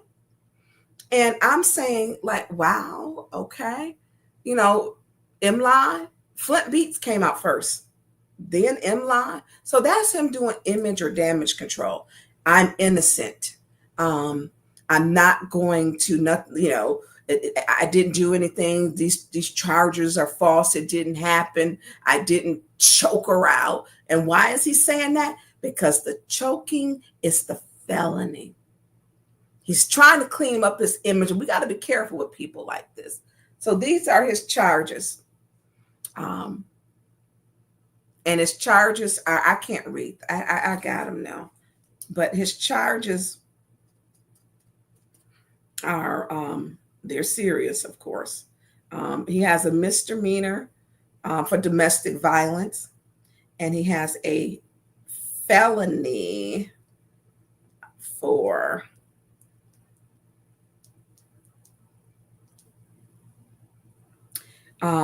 which is assault with intent to do great bodily harm less than murder. So that's the felony charge. Offense date, July 10th. Assault with intent to do great bodily harm less than murder. And the other one is domestic violence. So he has 2 charges that he's been charged by the Genesee County Prosecutor's Office. Those are his 2 charges. And so while he's got these 2 heavy charges out there, he's out gallivanting around. He's making his rounds. He's seeing people, he is, he's visiting. I'm like, is this guy? Is he serious? And so I just sent you one of the articles, and I'll send you the other one. So like, you're making house visit, hey, what's up? How you doing? And he's going to, he's seeing people. Now, an M Live article, it speaks that, he was charged with assault or with domestic violence, and they speak of the felony. He still didn't see or to bring himself or turn himself in. He didn't do that. What he do? He went and kept living his little life. Like, y'all can't stop me. He's trying to clean up his image. He knows, he committed, a crime. Congratulations to her. She will need the support and the prayers to continue to start her life over, and to begin a new life. And she's going to need support and prayer. Don't say what he did, what she do. There's nothing you can do for that. You don't choke people out. You don't drag them on the floor by their hair. You don't cuss them out and tell them, bust your mouth out, or what? The guy had put in the chat, bust your mouth, whatever he's gonna do to her mouth. And what was the other? And you're going to become something else. So while he's out, he's doing, I did send you both of the articles too. I don't know if you got them. Well, it's on the screen what he told Flint Beat. I can't read that. I didn't have the whole article. I wanted the headline. Yeah, I can't. Look, I can't even see that. You're gonna have to read that one then, because I told you I minimized my screen. My screen is not big. It's not big. It just says on July 4th, Alamin told Flint Beat that he is forwarding all comments to his attorney, but did say he's not guilty. Okay, well, she's got bruises on her body, and if you didn't touch her, she wouldn't have them. I don't think she threw I don't think she threw her neck into his chokehold. I don't think she threw her head into his fist. That's just not how it happened. It did not. It did not. So can you do the headline? So he's out with Flint Beat, and in Flint Beat's headline, it states Flint City Councilman denies accusations of domestic violence. Yeah, because like I said, she threw her head into his fist, and she threw her neck into his chokehold. Didn't happen. Did not happen. And so can we do M-Line? Now remember, he's got a warrant out. He knows it's domestic violence. He's saying, he's giving them the middle finger. Forget y'all, I'm doing what I want to do. I'm out of here. I'm going to do what I want to do. And then I'm going to interview to insult the fact, y'all can't stop me. You can't stop me. So M-Live's article heading, because he's out, doing interviews, didn't turn himself in. So M-Live's article, is that what M-Live's? I got it. Give me 1 second. Okay. So listen, around at the bottom of the scroll, if you can click like, share, and then donate to the podcast, so we can continue to bring you shows like this. Producer J 1987 is Cash App. It's at the bottom, and so is the Zelle. So it's $ Producer J 1987. So this is his interview with M-Live, and he literally is giving them whole interviews. Flint City Councilman Leon L. Alamin denies accusations of punching, choking woman. You out doing interviews and you know it, and you giving your denial all across the newspaper media, all across the newspaper media. This is crazy to me. I mean, the disrespect for the law when he's a legislator on city council. He's supposed to make the laws, not break the laws. Make them, not break them. He breaking them, and then he's going on a tour. He's going on a tour of denial, a tour of it didn't happen. I'm denying it. It's false. It didn't happen. It happened. She went to the hospital. It happened. It happened. And we have to believe when they tell us. So he's doing two articles. Meantime, he's out gallivanting, visiting people. So hey, what's up? Giving interviews. He's giving interviews. He has a duty to have decorum to make sure he maintains his. He represents the city council. Now, if you want to talk about what he did, he literally gave the Flint City Council a black eye with this. Domestic violence is not to be tolerated. People are to be protected. Producer Jay. Wasn't it just a couple of months ago that Candace sat up there and gave her little rant about domestic violence and about LGBT people to Beverly Biggs, and she was so outraged when Beverly Biggs took the podium and was talking about, something, and she was so outraged. Where's her statement? They've been eerily quiet. Eerily quiet. Now, thank you, Debbie Clark, for the $5 super sticker. Thank you.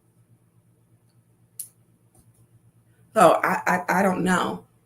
It's I don't know. Y'all and Jerry know, Councilwoman, I have to tune her out because literally when she talks all the time. And she talks even when she's not supposed to be talking. And she talks like she's chairing it. But I do want to say domestic violence is serious. While this Leon El Alamin is facing charges, he was out making house visits. He was spotted on Sally Court. He was spotted, and this is the funny. The first ward is angry with him. Some of the first ward people are angry with him, and when they saw, I'm like, you need to call 911, please. You need to call 911 because then he had, I believe the warrant. No, the warrant was yes, I believe the warrant was signed. And so I don't know if it was entered into the lien system yet. And so First Ward was telling First Ward that, hey, he's in the 6,000 block and he's over here. He need to get his ASS out of here. He need to be in jail. I've had some interesting phone calls. First Ward is not accepting this behavior, has not. They are going at it. They are calling him out. They want him gone. Not one person's called and said, I support him. And a lot of people was divided. We knew it with that gun. When he came out with that gun, told them don't vote for him, told them don't support him. So he was on Sally Court. Then he was on at Councilwoman Liddell Lewis's house. You harboring someone who should be, why didn't she call 911? Liddell, why didn't you call 911? I mean, you had him at your house. It's a fact. It's a fact. You had him at your house. You got a Ring camera. Don't delete your Ring camera data, Liddell. Don't delete it. Don't delete it. Stop by your house. You harboring someone with a warrant? Why didn't you call 911? Why didn't you say, hey, turn yourself in here. Let me call and have them, you wait here. Why didn't you do that, Liddell Lewis? You harbored a fugitive. You harbored a fugitive, Liddell. He was at your house. It's at your house. When you tick off your neighbors and treat your neighbors terribly, and some of your neighbors on your street just don't like you, they really, really have a problem with you. And how you've treated them. And when they saw him there, baby, and to everyone on social media who shared this to make sure things like this do not get covered up, thank you, because we cannot support this type of behavior. We cannot. If you don't like somebody, leave. Everybody ain't for everybody. And it is okay to fall out of love with somebody. It's okay. But what is not okay is to choke them. It's not okay to beat them. It's not okay to verbally assault them. It's not okay. It's not okay. So I want to go on to something else that I learned. So during this time, when you have someone who said, I'm coming out of this, you learn a lot.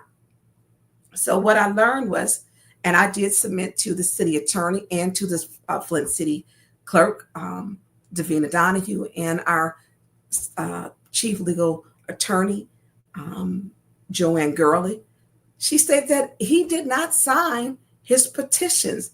He had someone who works for him sign them, who lives on Copeman. So here it is, and that she forged the signatures. She gave the name. It's been given to the proper authorities because they went to prison, got charged. I mean, not prison, got charged with felonies in Saginaw. That's just the last 2 or 3 weeks. They actually, she stated, it is alleged he had her sign the signatures. You can't do that to get on the ballot. that he didn't do it. They forged signatures. This is alleged. So it's being investigated. It's been turned over to the proper authorities to be investigated. You can't do that. And what that is people sign the ballot or the nomination that I want to support you for you to put your name on the ballot. You know, I, Leonie Alamin, would like to run for the first ward. And with me running for the first ward, and Prosecutor Layton needs to add that too. And some that each and every one of you can do too. Send emails to the Genesee County Prosecutor. Send emails to the Genesee County Prosecutor, David Layton. Make this the best writing campaign possible. And if somebody find that address, I didn't even think, find that, send letters in support of her. That is something that we can do. So if someone find it, and I know producer Jay probably in the background looking it up, so you can send letters in support that you're not going to tolerate this, that you're not going to tolerate. Send this to the prosecutor, because we need to make sure that women are protected. And there are times when she was jumped on, she said to me, her son was in the house. We know that when children see abuse, not all the time, some of the time, they grow up to abuse when they see abusive relationships. So for example, if I saw my parents, my dad was abusive to my mother, this is how I grew up, it's often that I would have I would seek a man who abused me or who was an abuser. Or if it was my brother would become, if he saw my dad abusing my mother, he would then be more likely to abuse women. And this is why it's important that we're protecting her and the family, her and the child. This is what is important. So send those letters to the Genesee County Prosecutor's Office. So back to the petition. And we ain't gonna forget about this. I'm gonna find the address and have that put up before we done. So we need to make this, and we need to share this. We need to, producer Jay, that's what we need to do, because we need to make in support and start sharing this on social media to send letters in support.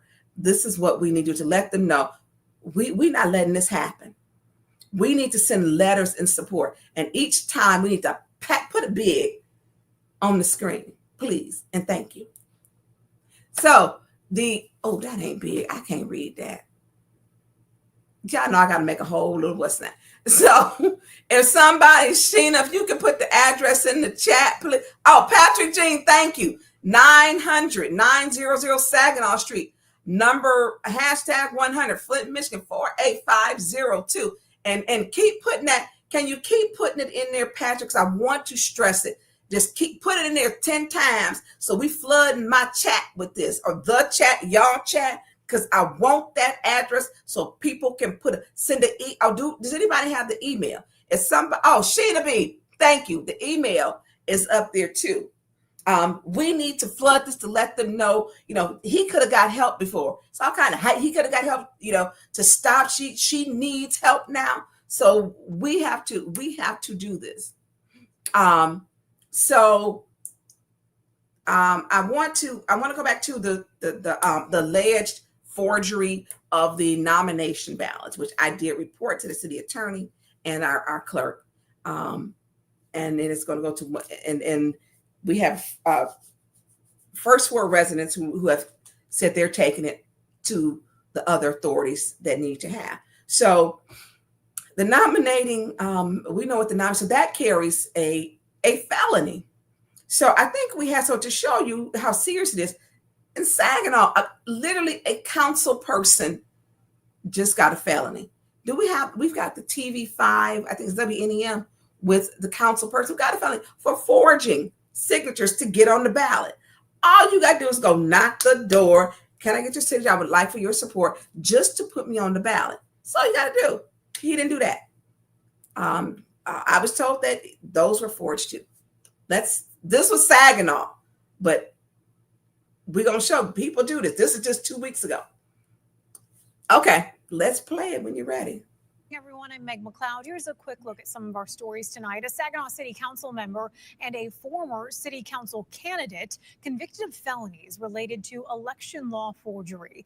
According to the Attorney General's office, Council member Monique Lamar Sylvia, right here, and former candidate Eric Eggleston forged signatures on a nominating petition filed with the city clerk's office. The AG's office says they were attempting to get Eggleston on the ballot for last November's election, but they weren't successful. Their sentencings will be in late August. Now, I'm going to give you a little tip. Eric Eggleston was hanging out with Liddell Lewis and would come there. She was just friends with him. Now, he also was getting, I think he got indicted. I don't know where his, with some serious charges that carry felony weights. So he had the same kind of build transitional houses, built the house. Him and Leon had the same thing that they were doing. Same thing. And I got to see where his is YTD home. Literally, he had got like 1.5 million. He was given a home on Jane Street. This is in Saginaw. He had never finished the home. That was just renovating it. He was partying, doing all these kind of things. And I got a call and said, do not support him. From a person I never heard swear before.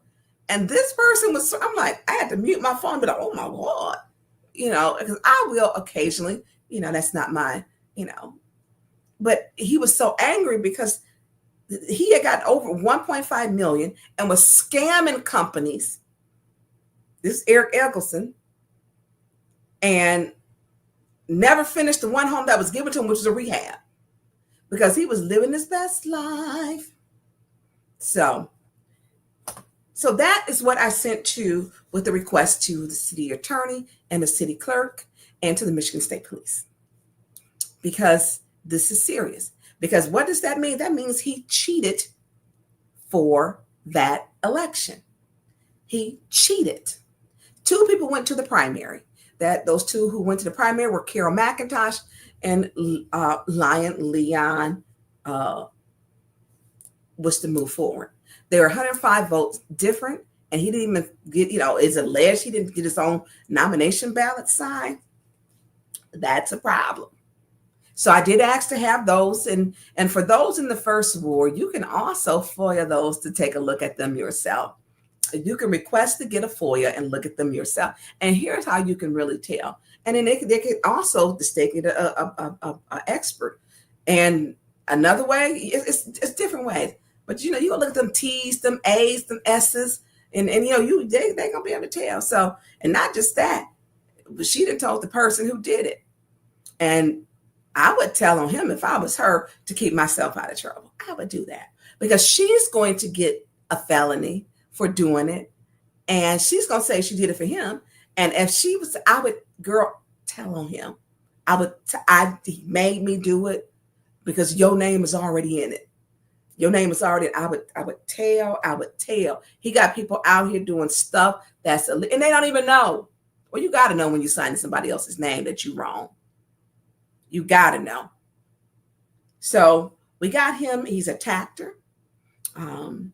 We know that he has the domestic abuse, misdemeanor, and basically the assault with intent to, I forget the name of it. So he's got a felony, a misdemeanor felony. And then he does not live in the city of Flint. He does not. Y'all know he took that trash can, put it on that dirt road.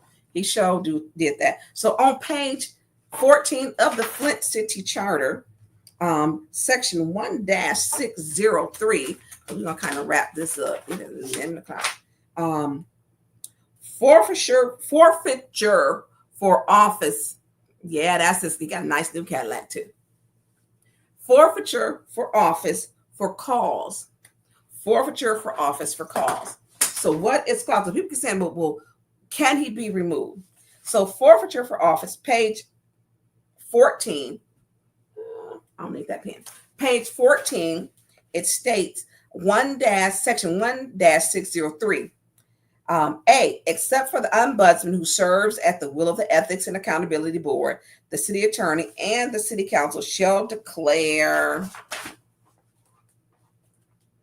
that forfeiture of the office of any elected officer or appointee and may remove for cause. May remove for cause. We got a whole lot of cause here. Cause he got a felony, cause he got a misdemeanor, cause it's alleged that those nominating ballots were forged. Person appointed to office for term. In every case, there shall be a public hearing before the city council with the public notice published in the manner and set forth in this charter. A city council member charged with conduct constituting grounds for forfeiture may not participate in the resolution of the charge. He's got a lot of charges. And this council has been a rogue dictatorship council. So you can go to page 14, flip it over to 15. And then we're going to go to B3. The position of an elected official, I'm going to do all of them up to 3, y'all.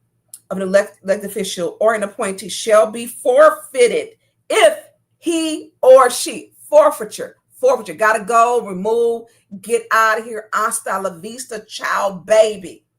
1, lacks at any time any qualifications required by the law on this child. Well, if it's alleged that he does not wasn't qualified for the nomination ballot, well, that would be an office to reason for cause. If it is true that he had the young lady forge these, then he can be removed for cause. 2, violates any provisions of this charter. Well, he don't live there. Listen, I went to the house and literally the police, Mount Morris, like he don't live in Flint. He don't. We know he live here. We got to go in here and get his clothes. He needs just a few clothes and he needs to get his laptop. That was on Saturday when I went there and called the police. 3, is convicted of a felony while holding office or appointment. If you get a felony while holding the office or appointment, it's a reason to remove for cause. So he had all B1, 2, and 3. Those are reasons he can be removed for cause. And so it's page 14 and 15. It's at the bottom of 14, the very bottom of 14.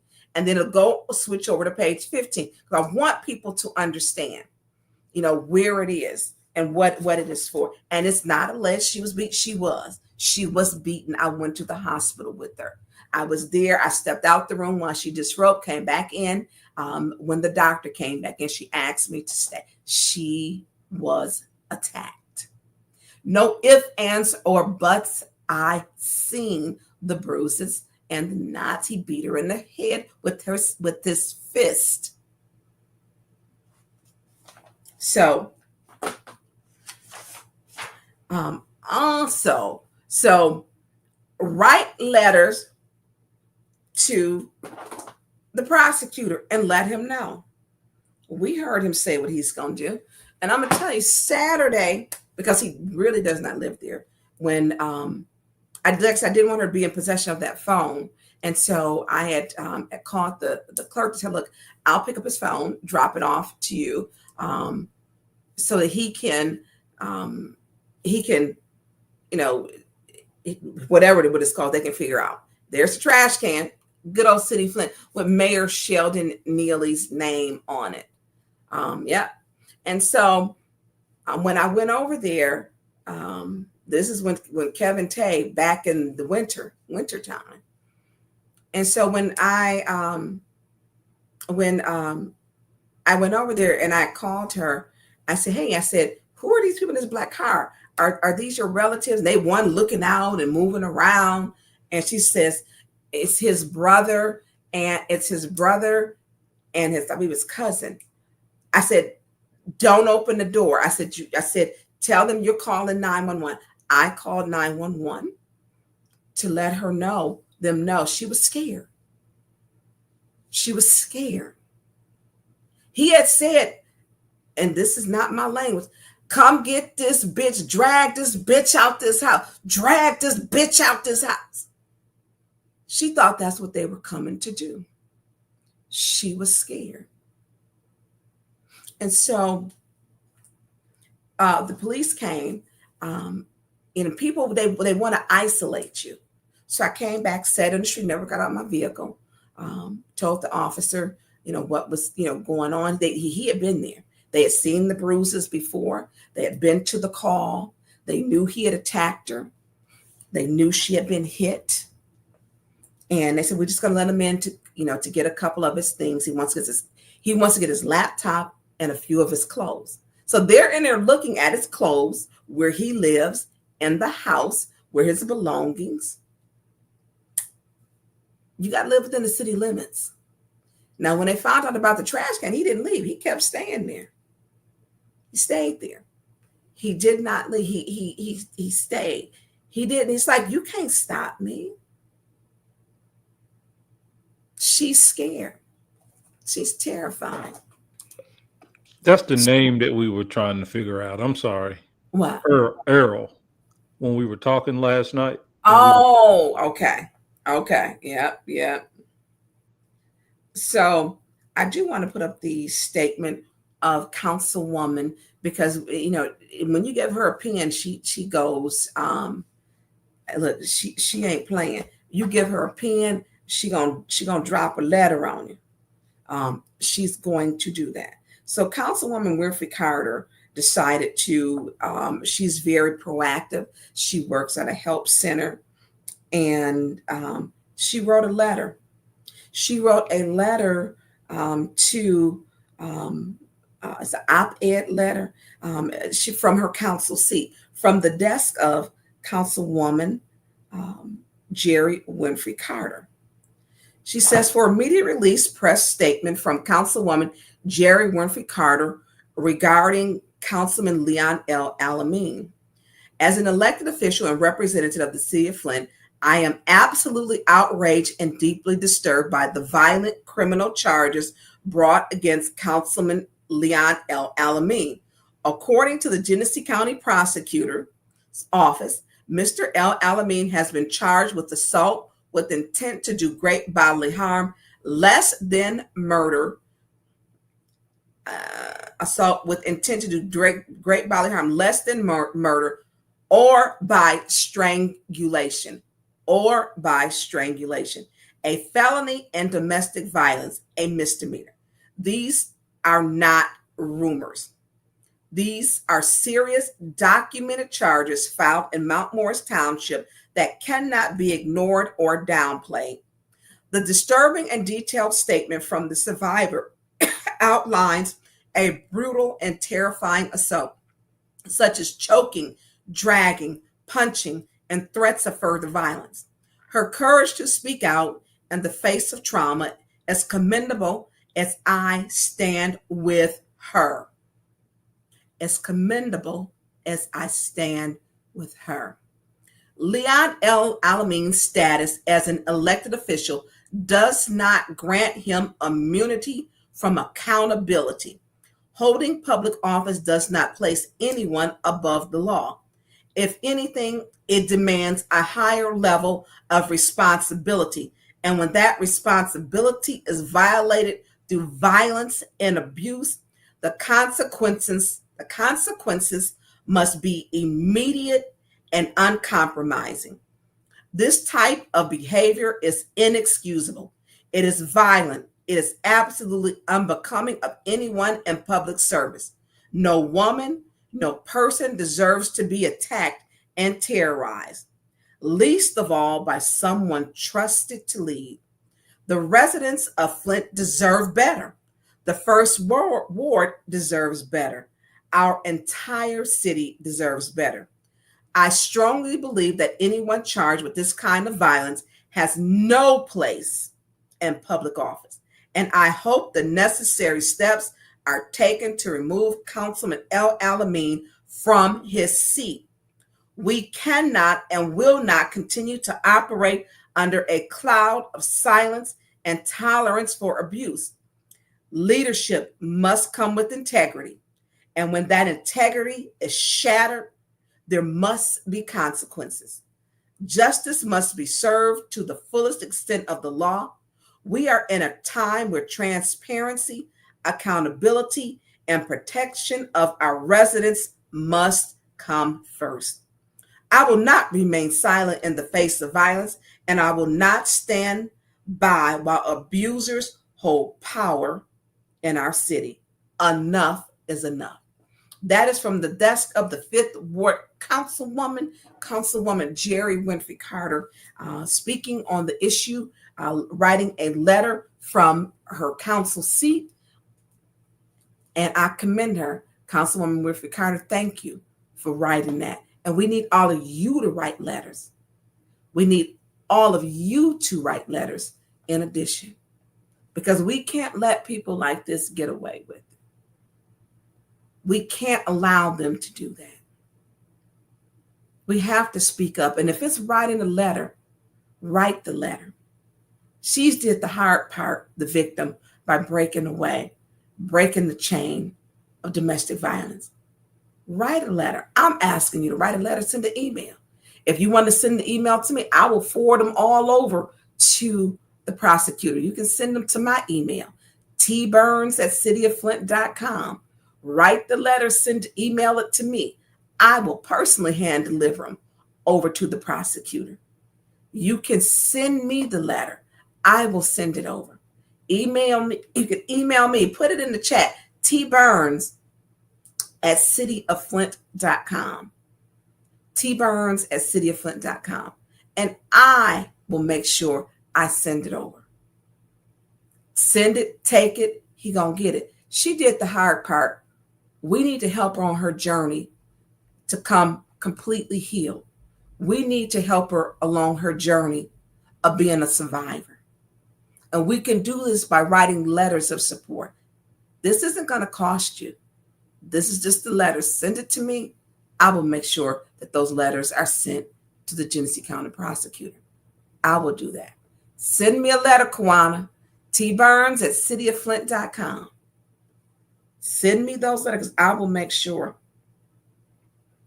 So I do want to make sure that I thank Mayor Karen Weaver, and I want to thank former Mount Morris Township Supervisor Jolena Freeman, Mayor Weaver, and former Supervisor Mount Morris Township Jolena Freeman for sharing her story of domestic violence and her advocating and supporting the victim.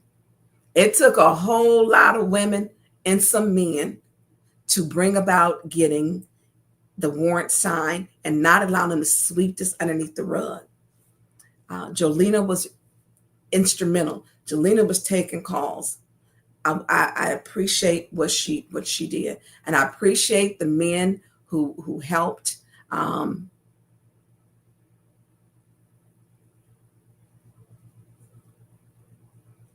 Oh, I love this. But my life has changed. I have abused. I'm done. Harletta, call me. Call me, Harletta. But I do want to say, with the women, people share their stories, and it's something when once you survive and you get out of that, you no longer are. You tell your story, and so people, because we're at the end now. If you are abused, get help. There's therapy. Contact St. Luke's, and you can contact Councilman Jerry Winfrey. I don't have her cell phone number, but you can look on the city thing and Google it, because she works at St. Luke's and they offer services. When you leave your abusers, they often get mad and they will attack you. It happens. Can we put up, I want to put up the characteristics of an abuser before we close. Because I want people, because sometimes people don't understand it when they're in it or when they see it. So the characteristics of an abuser, because literally when reading this, it was hard. So characteristics of an abuser, and it was long, Producer Jay. So if you're in an abusive situation, batterer characteristics: low self-esteem, believe all myths about battering relationships, blames others for their actions, has severe stress reactions when they use drinking and abuse to cope. Use sex as an act of aggression, frequently to overcome, it says, impotence or bisexuality. Suffered from child abuse or neglect themselves. They do not believe their violent behavior should be negative or is negative. They have negative consequences. Jealousy, often imagines their mate having affairs. This is to isolate the victim from friends and family. Try to control the victim. Dr. Jekyll and Mr. Hyde personality. I've seen that. Problems with the law. Well, we've seen that. Explosive temper. We've seen this. Explosive temper. Flies into a rage without provocation. Seen that. Projects own faults onto mate. Tells mate it's all their fault. Assaults verbally. Well, we know Leon did that. As well as physically. Well, he did that. Name calling. Well, he called all kind of bees, hoes, stank holes he created. He became creative. For males, may become, assaults, projects faults onto others, tells mate it is all their fault. Assaults verbally, we've seen that, as well as physically, seen that. Comes from family where violence is practiced. If you're in this situation, break the chain of violence. For males, they may be more violent when female is pregnant or soon after she has given birth.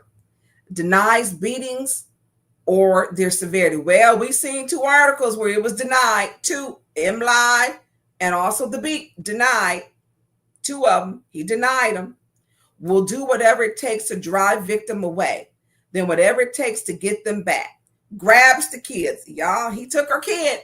He took her child. He did take her child. He did that too. He apologized. These are the steps. These are things that people go. This is part of the cycle.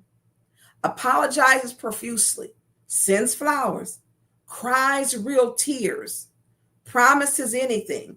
And knows exactly what victim wants to hear. I'll go to church with you. I'll go to a counselor. I'll stop drinking. I'll never hurt you again. I'll never hurt you again. Once victim returns, performance is repeated.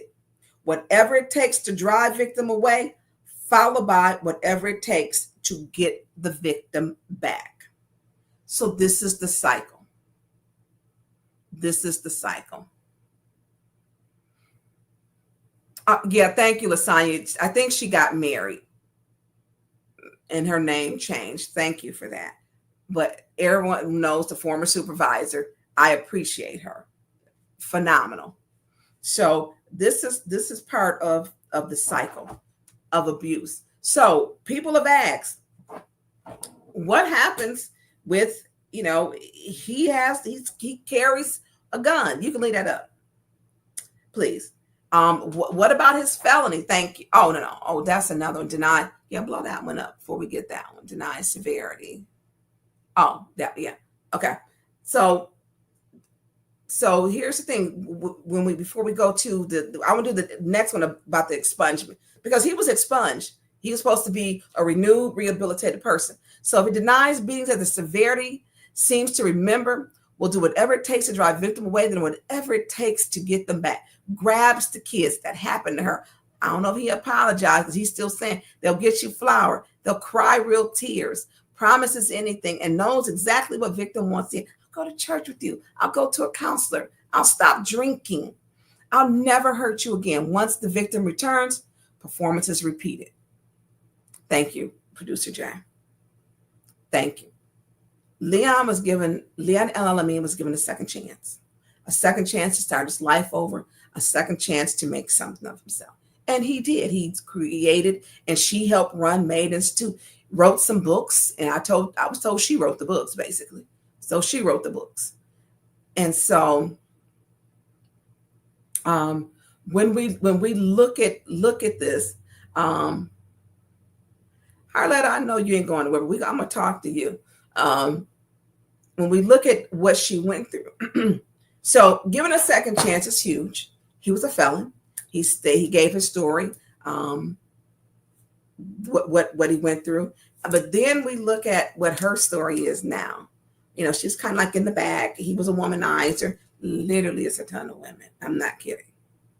Literally. And so he was given a second chance. So he has a CPL, which is now in the system automatically. When you're charged, it goes into a system, and the system generates a letter to where his CPL will be revoked. This is part of the process. So what happens when you are a felon? You've had a felony, and you are charged, not convicted, just charged. So his was expunged. Not anymore. It comes back up. In Michigan, if a person with an expunged felony is later convicted of a new felony, the previous one will be revoked and the prior felony will appear on the criminal record again. This means the benefits of the expungement, such as not having disclosed the conviction to most employers, are lost. What I was told today was that even being charged, it's removed. And he'd have to reapply. So this is serious stuff, because this gives him the right to carry a gun. So what happens when she's filed for a PPO, a personal protection order? The personal protection order is to protect her and her child. When we talk about why these are given, because he sent his brother over there and the cousin, back after he knew he had the charges, he sent them back. He had threatened her before, get out my house. I'm gonna get this B out. I'm gonna drag this B. So we know the violence. His record prior tells us he's a violent criminal, and he was supposed to be rehabilitated. So when we look at this is serious. This is serious. And so I hate to see this happen to anybody, but speak up. There is the hotline. Don't let this, if you are a victim of domestic violence, reach out. The hotline number we did put up. And I want to make sure she knows she's supported, and any other victims, to speak out and share her story. It was courageous. She wrote a letter. That was her letter. She's very smart. She's very smart. She's college educated. So just because you can be college educated and you go through something, and she's been so just going through a lot lately with the loss of her grandfather. And then this, he passed away about a month ago. So I want people to know there is help. You call 1-800-799-7233. And it's serious. Keep her in your prayers.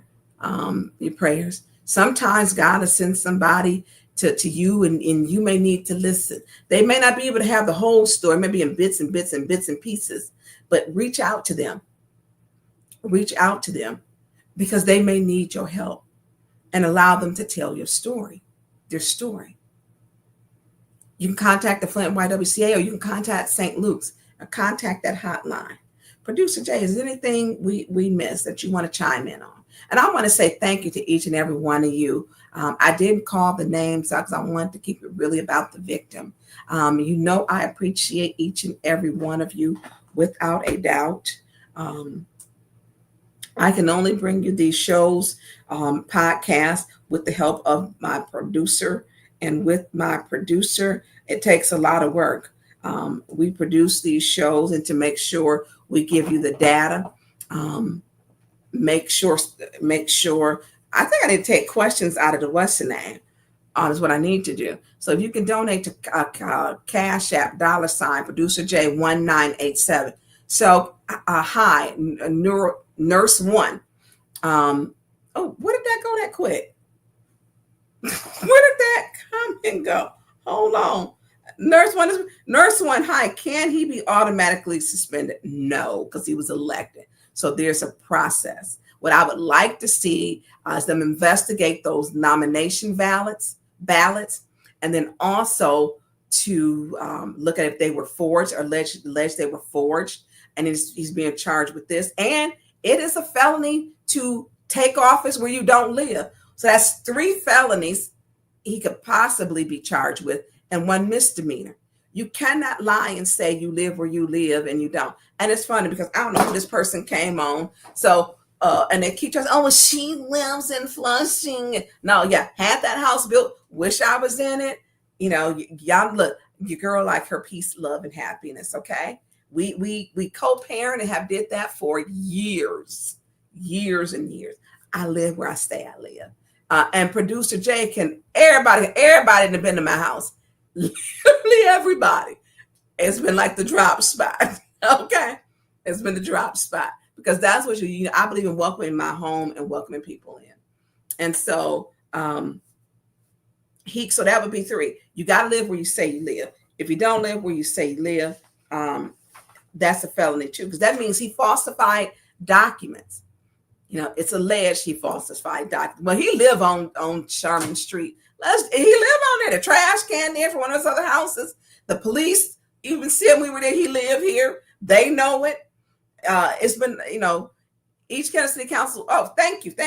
Each Canada Flint City Council shall be a single resident or election, or he or she so she to represent a city council member office is vacated if the member moves or his residence is outside of the single member election. He don't live there. He even got police report. The police have already been in to get a few of his belongings. A few. Burn. Yes.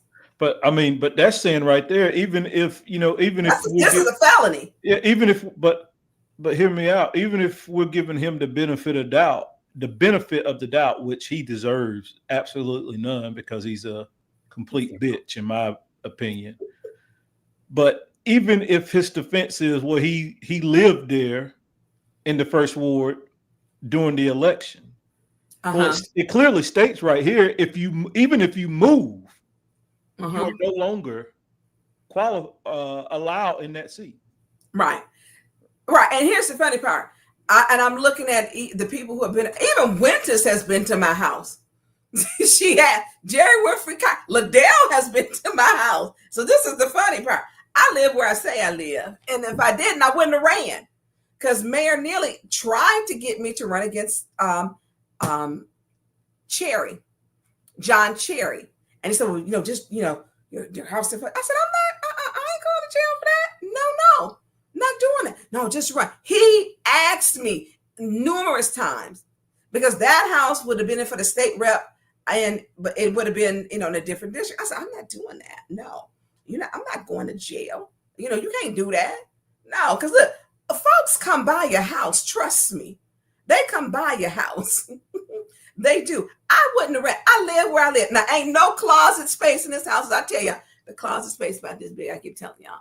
It's still about 50 pair of shoes in my living room because your girl is behind on getting her stuff together because I be busy. You supposed to, if you don't live where you say you live, that's a felony.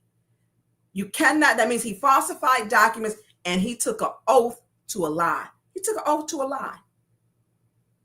So we know he don't live where he say he live. Can you put up the rent receipts?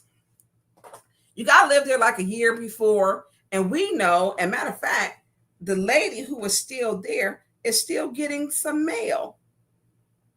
She's still getting mail at the 606. The 606. Did I send you the receipts? Y'all know, look, your girl Ann Leslie. So we know he didn't live there because when you do the math on it, producer, did I send those to you? Because I may not have. May have not done. It's a possibility. No, I didn't get any receipts, but there's a question on the screen. Can you read it out to me while I'm looking for the receipt, please? It says, can they do a recall on him? No need to recall. I need to prosecute him at this point. We need to prosecute him. So any first ward resident, specifically Carol McIntosh, or even Carol needs to file a complaint and she needs to sue him because he does not live. This ain't a hard case. And then she can sue him for damages, I believe. He don't live there. Let me, I get, and listen, he didn't live there a year before, and he don't live there now with that trash can there. He does not live there. And it ain't I think he does not, he did not. Let me.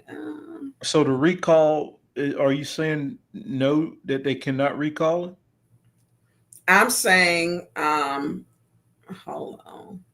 I'm going to send this to you in the other one. Recall does, no, you don't need to get no signature. Just get him criminally. I mean, he don't live there. He has got one, he don't live there. I'm getting ready to put up the show. And she gave a statement.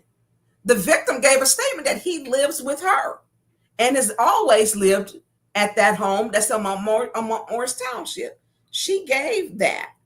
And so who was living at the house? That was the big issue. We know Shawnetta Nakia was. What happened after she moved from the home? I sent it to you, one of them. So what happened after she moved from the home? Who lived in the home? And so we can look and we can follow to see who lived in the home. And this person paid rent. Now, how she gonna pay rent and he living there, and it just don't happen. You need to live where you say you live. Now you can go spend the night and do whatever you want to do. If you ain't got to stay at your house every night, but you need to live there. That means like you should be doing some laundry. Your girl back behind on her laundry. you should be able to tell somebody live there. So who lives at 606 East Mott? Lori Rogers was. This just came in the mail the other day. Lori Rogers. So who else? So let's go to the rent receipt. Who was paying the rent? I think she just recently moved out, though. Just recently. So let's put up the rent receipts. I thought you came here with Mayor Weaver. Mickey been here. Mickey came when we went to Philadelphia. Mickey been here. He was out front. He didn't come in before we drove down to what's the name. But I live where I live. She had been in my house. Okay, here we go. So here's the receipts. So Councilman Mays died 2/28, I believe, of February. And this is 2/24 of February. 2/24 of February. 2/28 of February, Councilman Mays died. 2/24 of February, he was still collecting rent from Lori Rogers. I don't have the other ones. So it's just been a lot going on. So these are rent receipts. So when you listen, producer Jay pulled up Sheena. I had a lot of people. And I had constituents pull up to my house. Attorney Robert McDonald pulled up to my house because he wanted to make sure, because Mayor Neely told him I didn't live where I say I live. Robert McDonald supported me, Attorney Robert McDonald still supports me to this day. I live where I live, okay? Now, you want to give me a bigger house? I will be looking for a bigger house at some point in time because I can't do little closet space. And I need a bigger kitchen because I like to cook. So when we look at this receipt, 2/22, you got to live a year prior. So in 2024, February 2024, Councilman Mays passed away. He was still collecting rent for Lori. Councilman Mays passed away at the end of February. We appointed, I believe, in March of 2024, like a little over a month later, 45 days later. Because right afterwards, y'all remember, the 5 of them put me out the council for turning my back and for some bullshit is what it was. So it's clear Lori was renting this house from him on 606 of Mott Street because 2 months before he was appointed, 2 months, and it was well after that, he's collecting rent. You have to be there a year before. You have to be there a year before. So I know it's 2004. He was appointed, though. Was it, I think, in March. And so when you do that, he should have he should have been taking no rent he got to go all the way back to 2023. In 2024, he was serving on city council. He was appointed in March, elected, that we believe to be stolen, in August, alleged. He wasn't living there no year before because the rent receipts all state he was living there. So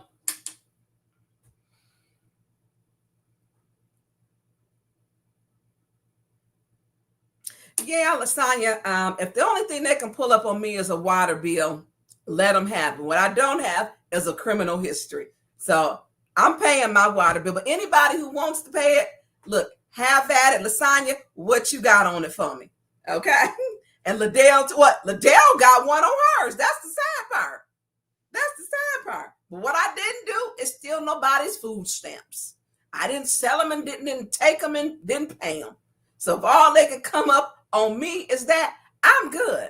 And I don't care. You shouldn't have to pay for the water anyways. The state of Michigan should be paying for your water. So I'm just like everybody else in Flint. Okay.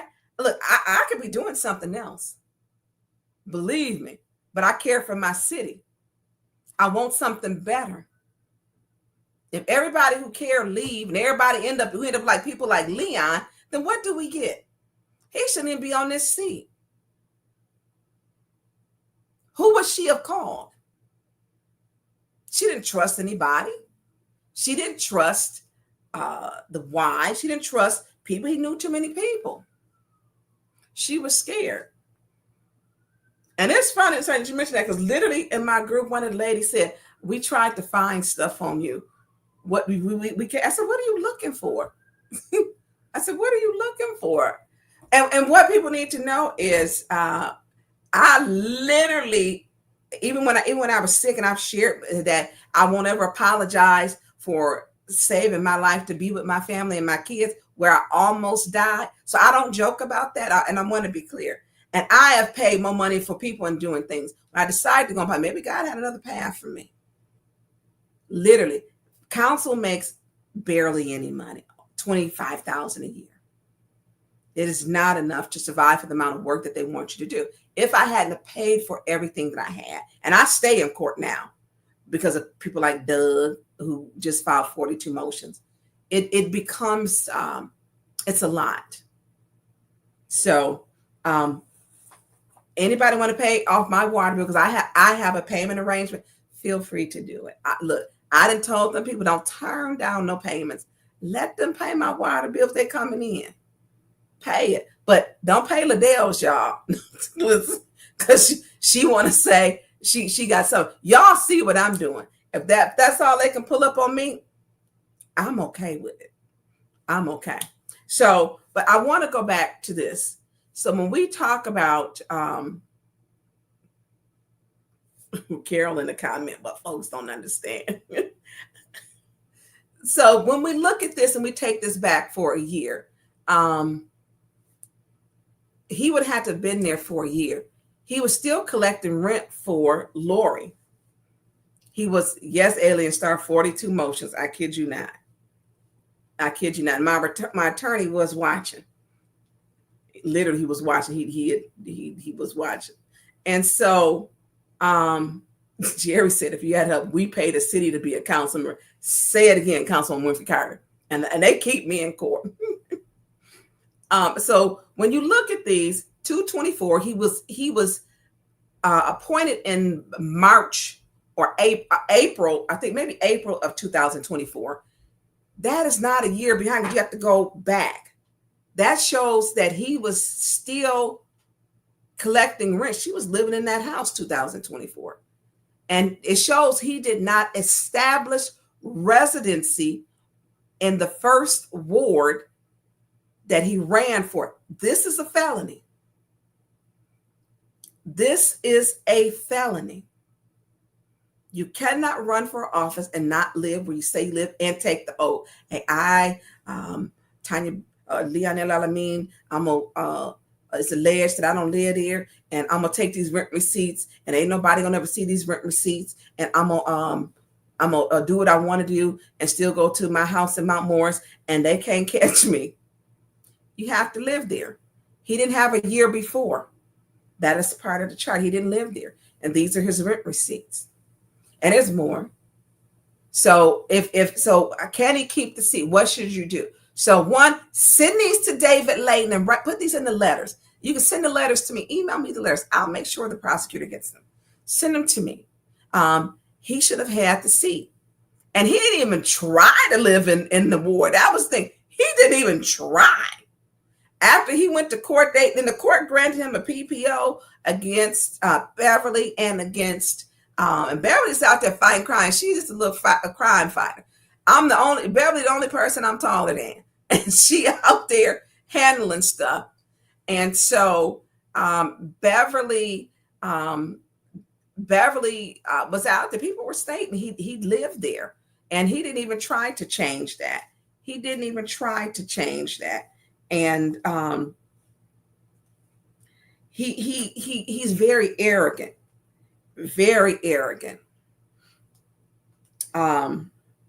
So can we put up what it is for the Flint City Council that won again? Because people want to know. So one, any first ward resident you can file a complaint at the Michigan State Police, or they say it with the sheriff's office. Also drop off a copy of that complaint with the Flint City attorney, because you're going to have to force their hand to do something. And so this is the one. Each candidate for city council shall be a resident of a single election. He does not reside there. The police told me he don't even live here. He asked them, can I go in and and he on the phone with them, with the Mount Morris police. He was on the phone. I need to go in here and get, I need to get some clothes for a few things. And she can grab, my laptop. And he did. I said, he don't know. He said, no, he don't. We're going to let him go in. I'll have her come out. And they went in. This was on Saturday. After he sent them to come, to the house, the cousin but he said he came to get clothes. They came to get clothes. He had been threatened that he was going to drag her out the house and have her removed.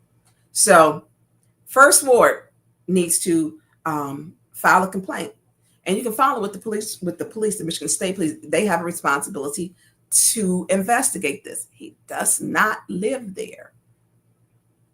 The rent receipt, she made it in her statement. According to her statement, the victim's statement, he's always resided with her. So anyways, Producer Jay. It is, y'all, we getting off of here. It is 11:45. Yes. Producer Jay. Yes, ma'am. So is there anything we did not cover? And it's been a lot. She's stressed. She's going through a range of emotions. This is huge. She didn't feel well. When someone dragging you on the floor and pulling you by your hair, your head hurts. She's had really bad headaches. Her body has hurt from all over. You don't feel well, and she's going through a whole range of emotions. What if I had did this? What if I, and that's part of the process. But what she did is got the courage to leave. And right now, sometimes you don't know how strong you are until being strong is the only option. And she is finding her strength.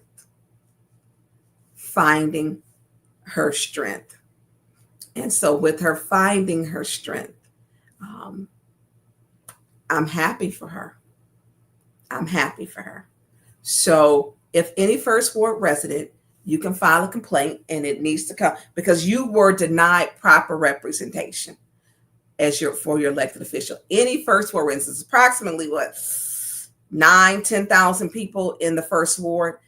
Any of those, every one of those can file a complaint with the Michigan State Police. Also send it to the City of Flint attorney, so she's got a copy because it needs to be investigated.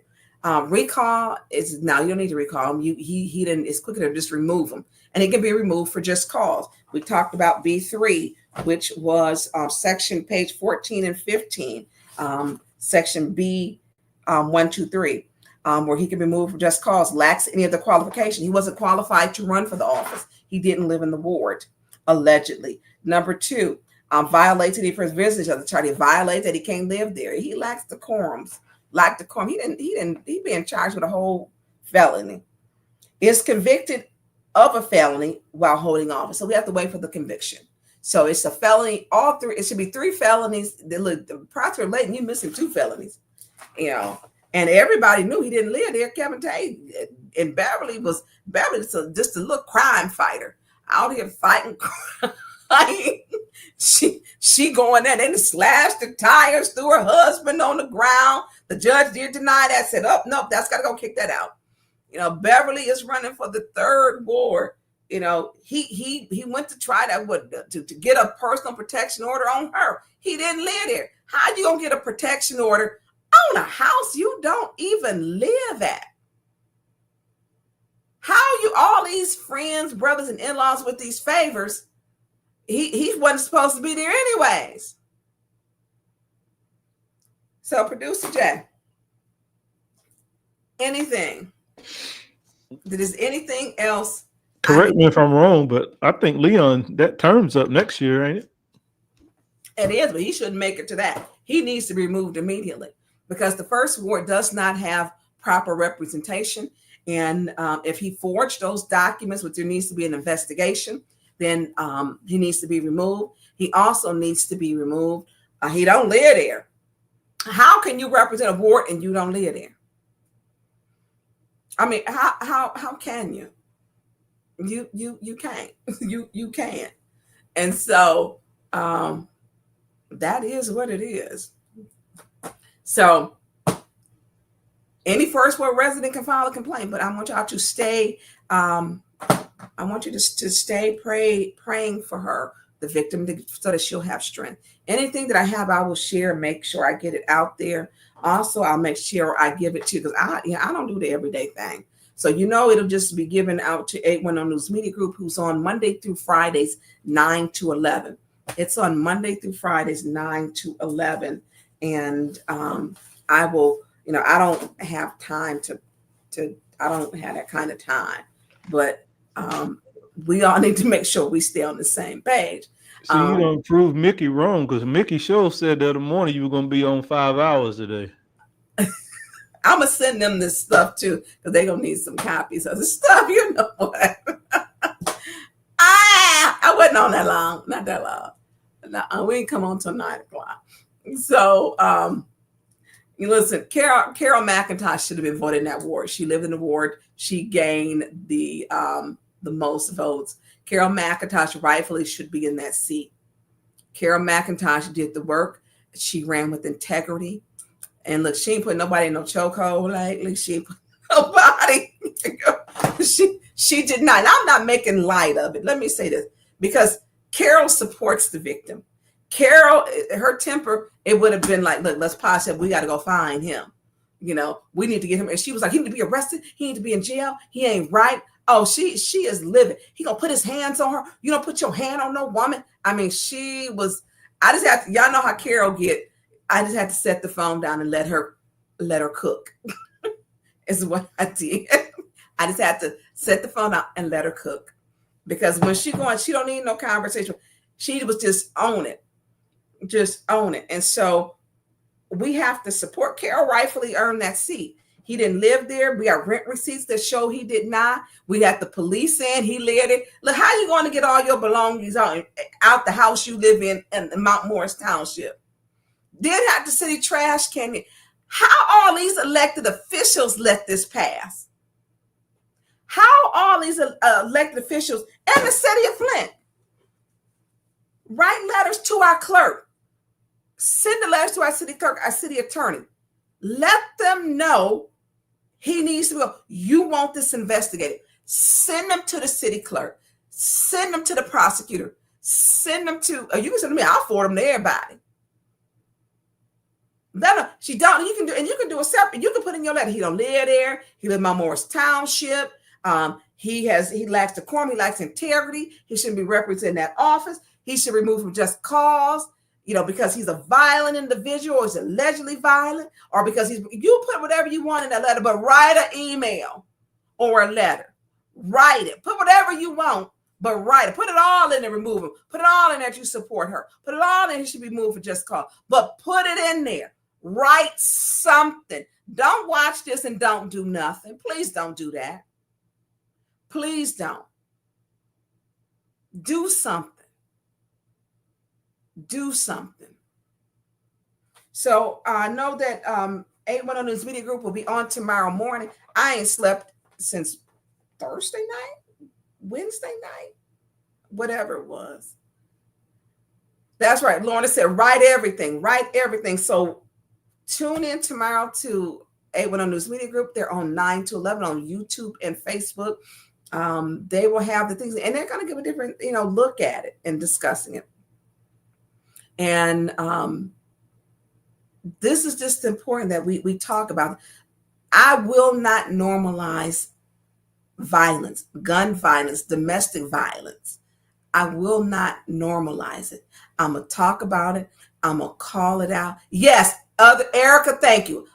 You can write a letter from whatever state. You can write it from the Antarctica. You can write it from the Carnival Cruise deck ship that's partying next to the quiet Royal Caribbean one that you wish was on the Carnival because that boat be rocking. You can write it from wherever. We've received letters from other places. You can write the letter from wherever. Just write a letter and send it to tburns@cityofflint.com. And if you don't remember, Google it, go to Flint City Council, Google it. Please don't watch my show and not write a letter or an email, because this is what they look at when they go, how much did the public care? He beat her behind? Did the public care he choked her? Did the public care he pulled her hair out? Did the public care she had a big knot on her forehead? Did the public care that she got bruises on her bodies and on her leg from him dragging her? If the public don't care, don't expect the prosecutor to care. If you watch, I should have how many people watching? Because I don't even know. That we got how many on, I don't know how many on Facebook and how many, it look like the Facebook, I don't even, what was the height of the numbers with? Thank you, Pastor Gaddis. Look, if you could commit to writing a letter, put it in the thing. I commit to writing a letter. Blow this chat up or I will write a letter. Put it on. Make a commitment that you will send an email. That's free. That is free. Make a commitment that you will send either. This is not acceptable. I showed you the facts. I laid it out. I referenced the charter. We referenced different laws. I showed you it. Thank you, Tara, for committing. Thank you, Ramon Strum. Thank you, Kawana. Thank you, Tanya Jones. Thank you, Lightly Melanated. Thank you, Pastor Gaddis again. Thank you, Jared Breckenridge. Please follow through. Commit to writing a letter so I can take AJ. Thank you. Commit to writing a letter. Thank you, Sharita. Thank you, Big Daddy 11. I just like saying that. Thank you, Bishop T. Flood. Thank you, Debbie Clark.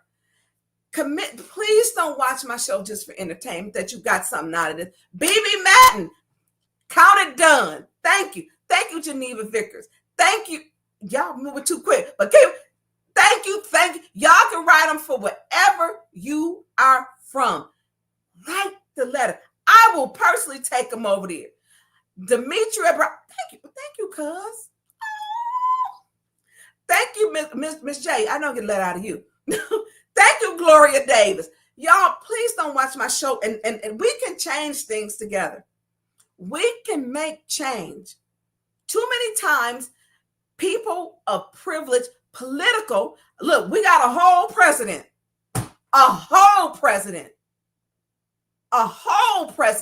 number 47, who was number 45. Seriously. Queen Anifa, thank you for committing to write the letter.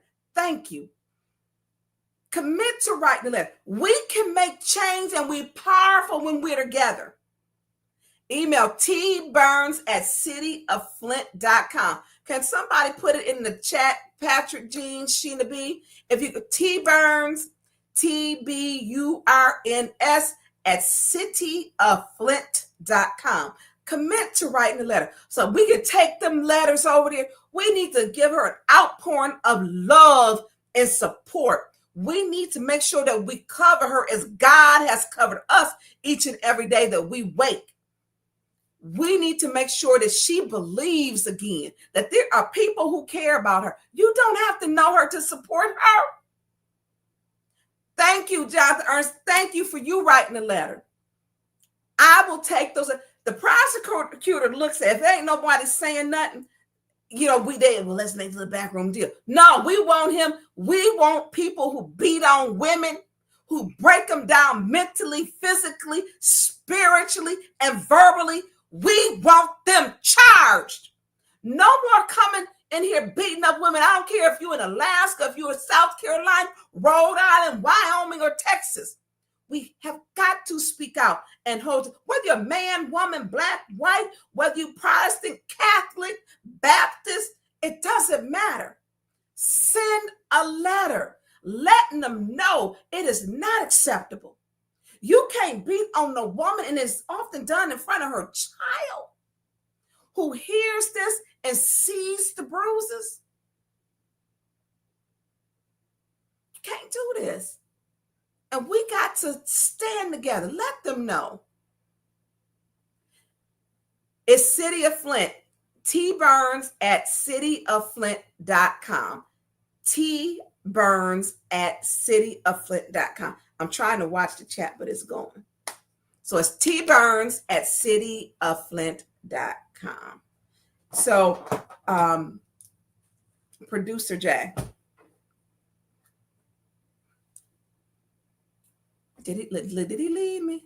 Did you leave me? So listen, everybody send a letter. Send a letter, please. Send a letter. So I can carry them over, so that I can, let her know that and she got people who care. And sign it. I mean, I don't care. Look, if you the garbage man, if you a nurse, if you a homemaker, if you a mom, if you at the shelter and you even homeless and you want to write a letter, use a computer from the library. If you a librarian, hear that? If you a librarian, if you are a automotive worker, if you a doctor, if you a teacher, I don't care what job. Look, if you just sit at home and watch soap operas and drink coffee, write a letter. Write a letter. Flint Castles, we writing one right now for we gonna stick to writing it for the survivor, for the victim. Write a letter. That's all I'm asking. Write a letter. So it is 12 a.m. Y'all. I done rolled in Wednesday with y'all. So listen. Also, I want to say thank you to my producer Jay, with getting this show done. If what does Liddell do? Candace have to say? They haven't said nothing. Nothing. They're quite. Well, he was at Liddell house today. That's a fact. That's a fact. So, producer Jay, thank you, and I want to say thank you to my moderators and put the thing up. So, if you can kindly donate to producer Jay 1987, we got to get some upgrades, y'all. It's a couple of things. Yeah, I do this for free. I don't take any money, and I do it so that we can bring things and bring in awareness.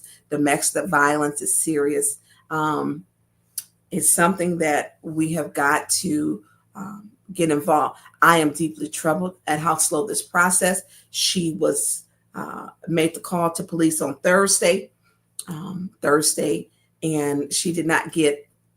He did not get picked up in a traffic stop until today. The warrant was signed and put into the lien system Monday.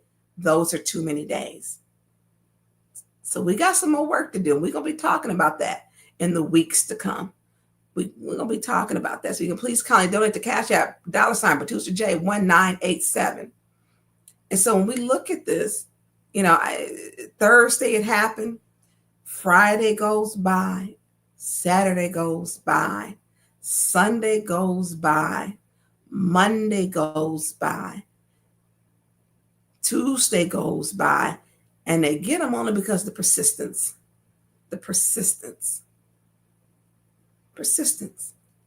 of people who were advocating on her behalf, people who were saying, look, y'all arrest, get him. That young lady, this is terrible. It's the persistence. It's the persistence He made a call. She had to make a call from a city cell phone that was assigned to Leon L. Alamin to get help from the police because she had been assaulted. She had to use his cell phone that was from the city because he took her phone. He took her phone. And I think you can't take nobody's phone. Ain't that that's a law? If you take a person's phone, you can't do that either. That's another thing. That's like, you can't do that. So I want to say thank you to each and every one of you, and to my moderator, Sheena B, and for the help and the research she did, and to Patrick Jean, my moderators. I appreciate both of you, and producer Jay, I appreciate you, and I want them letters, y'all. I look. I want to come on. I want to put up and I want to talk about and put the letters of Producer Jay. And I want to say shout out to Producer Jay for this is our 35th show together. I want to say that, and Producer Jay is taking care of the channel on YouTube and the Facebook, and you doing a phenomenal job because your girl been busy. I have been busy. And I was so angry at that press conference, it almost came out. So, Producer Jay, thank you for all you do in building the social media platform. And to each and every one of you who have logged in and is on here tonight, thank you. And sending each and every one of you love. Producer Jay, is there anything that you want to say? And send them letters. Send them letters. Email me. Send them letters. Yeah, look, I'm going to keep singing. No, we're not doing it July 19th, Big Shady, because I got my hands in so much stuff. Literally, I don't know. Producer Jay kind of know. I just don't. Y'all just don't know. And the congratulations to Hasselbrink will be moving into the 6th Ward. We got them a forever home at Mount Calvary Church on Flushing Road. They have been welcomed with open arms. That's Rochelle Furr. Y'all know I can't sing, but she is welcome. I mean, I'm excited. So God is blessing us with some things. And I'm gonna tell you, I don't know who did my little what's the name the other night. I was working on something, and I'm like, what's that song? God's got a blessing, God's got a blessing, God's got a blessing. And look, y'all, your girl be having church. And I don't know who did my playlist because I had never did that playlist, but them songs was hitting. And the praise.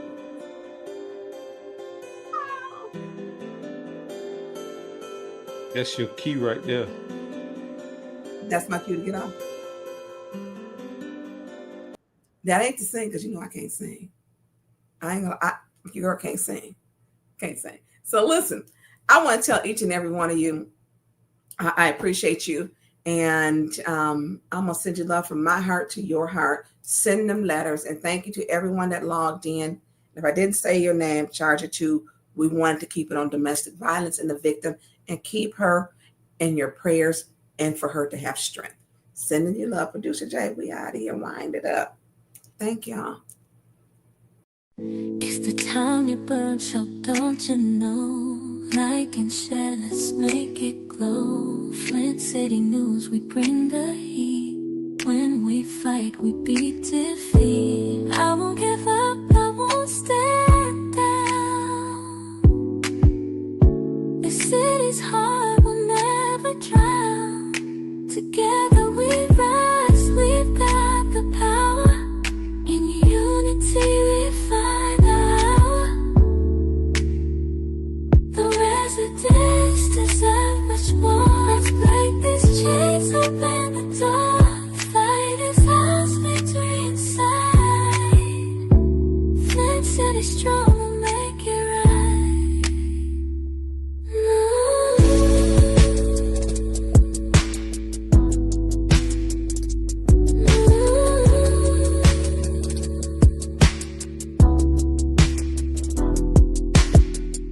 Flint City strong.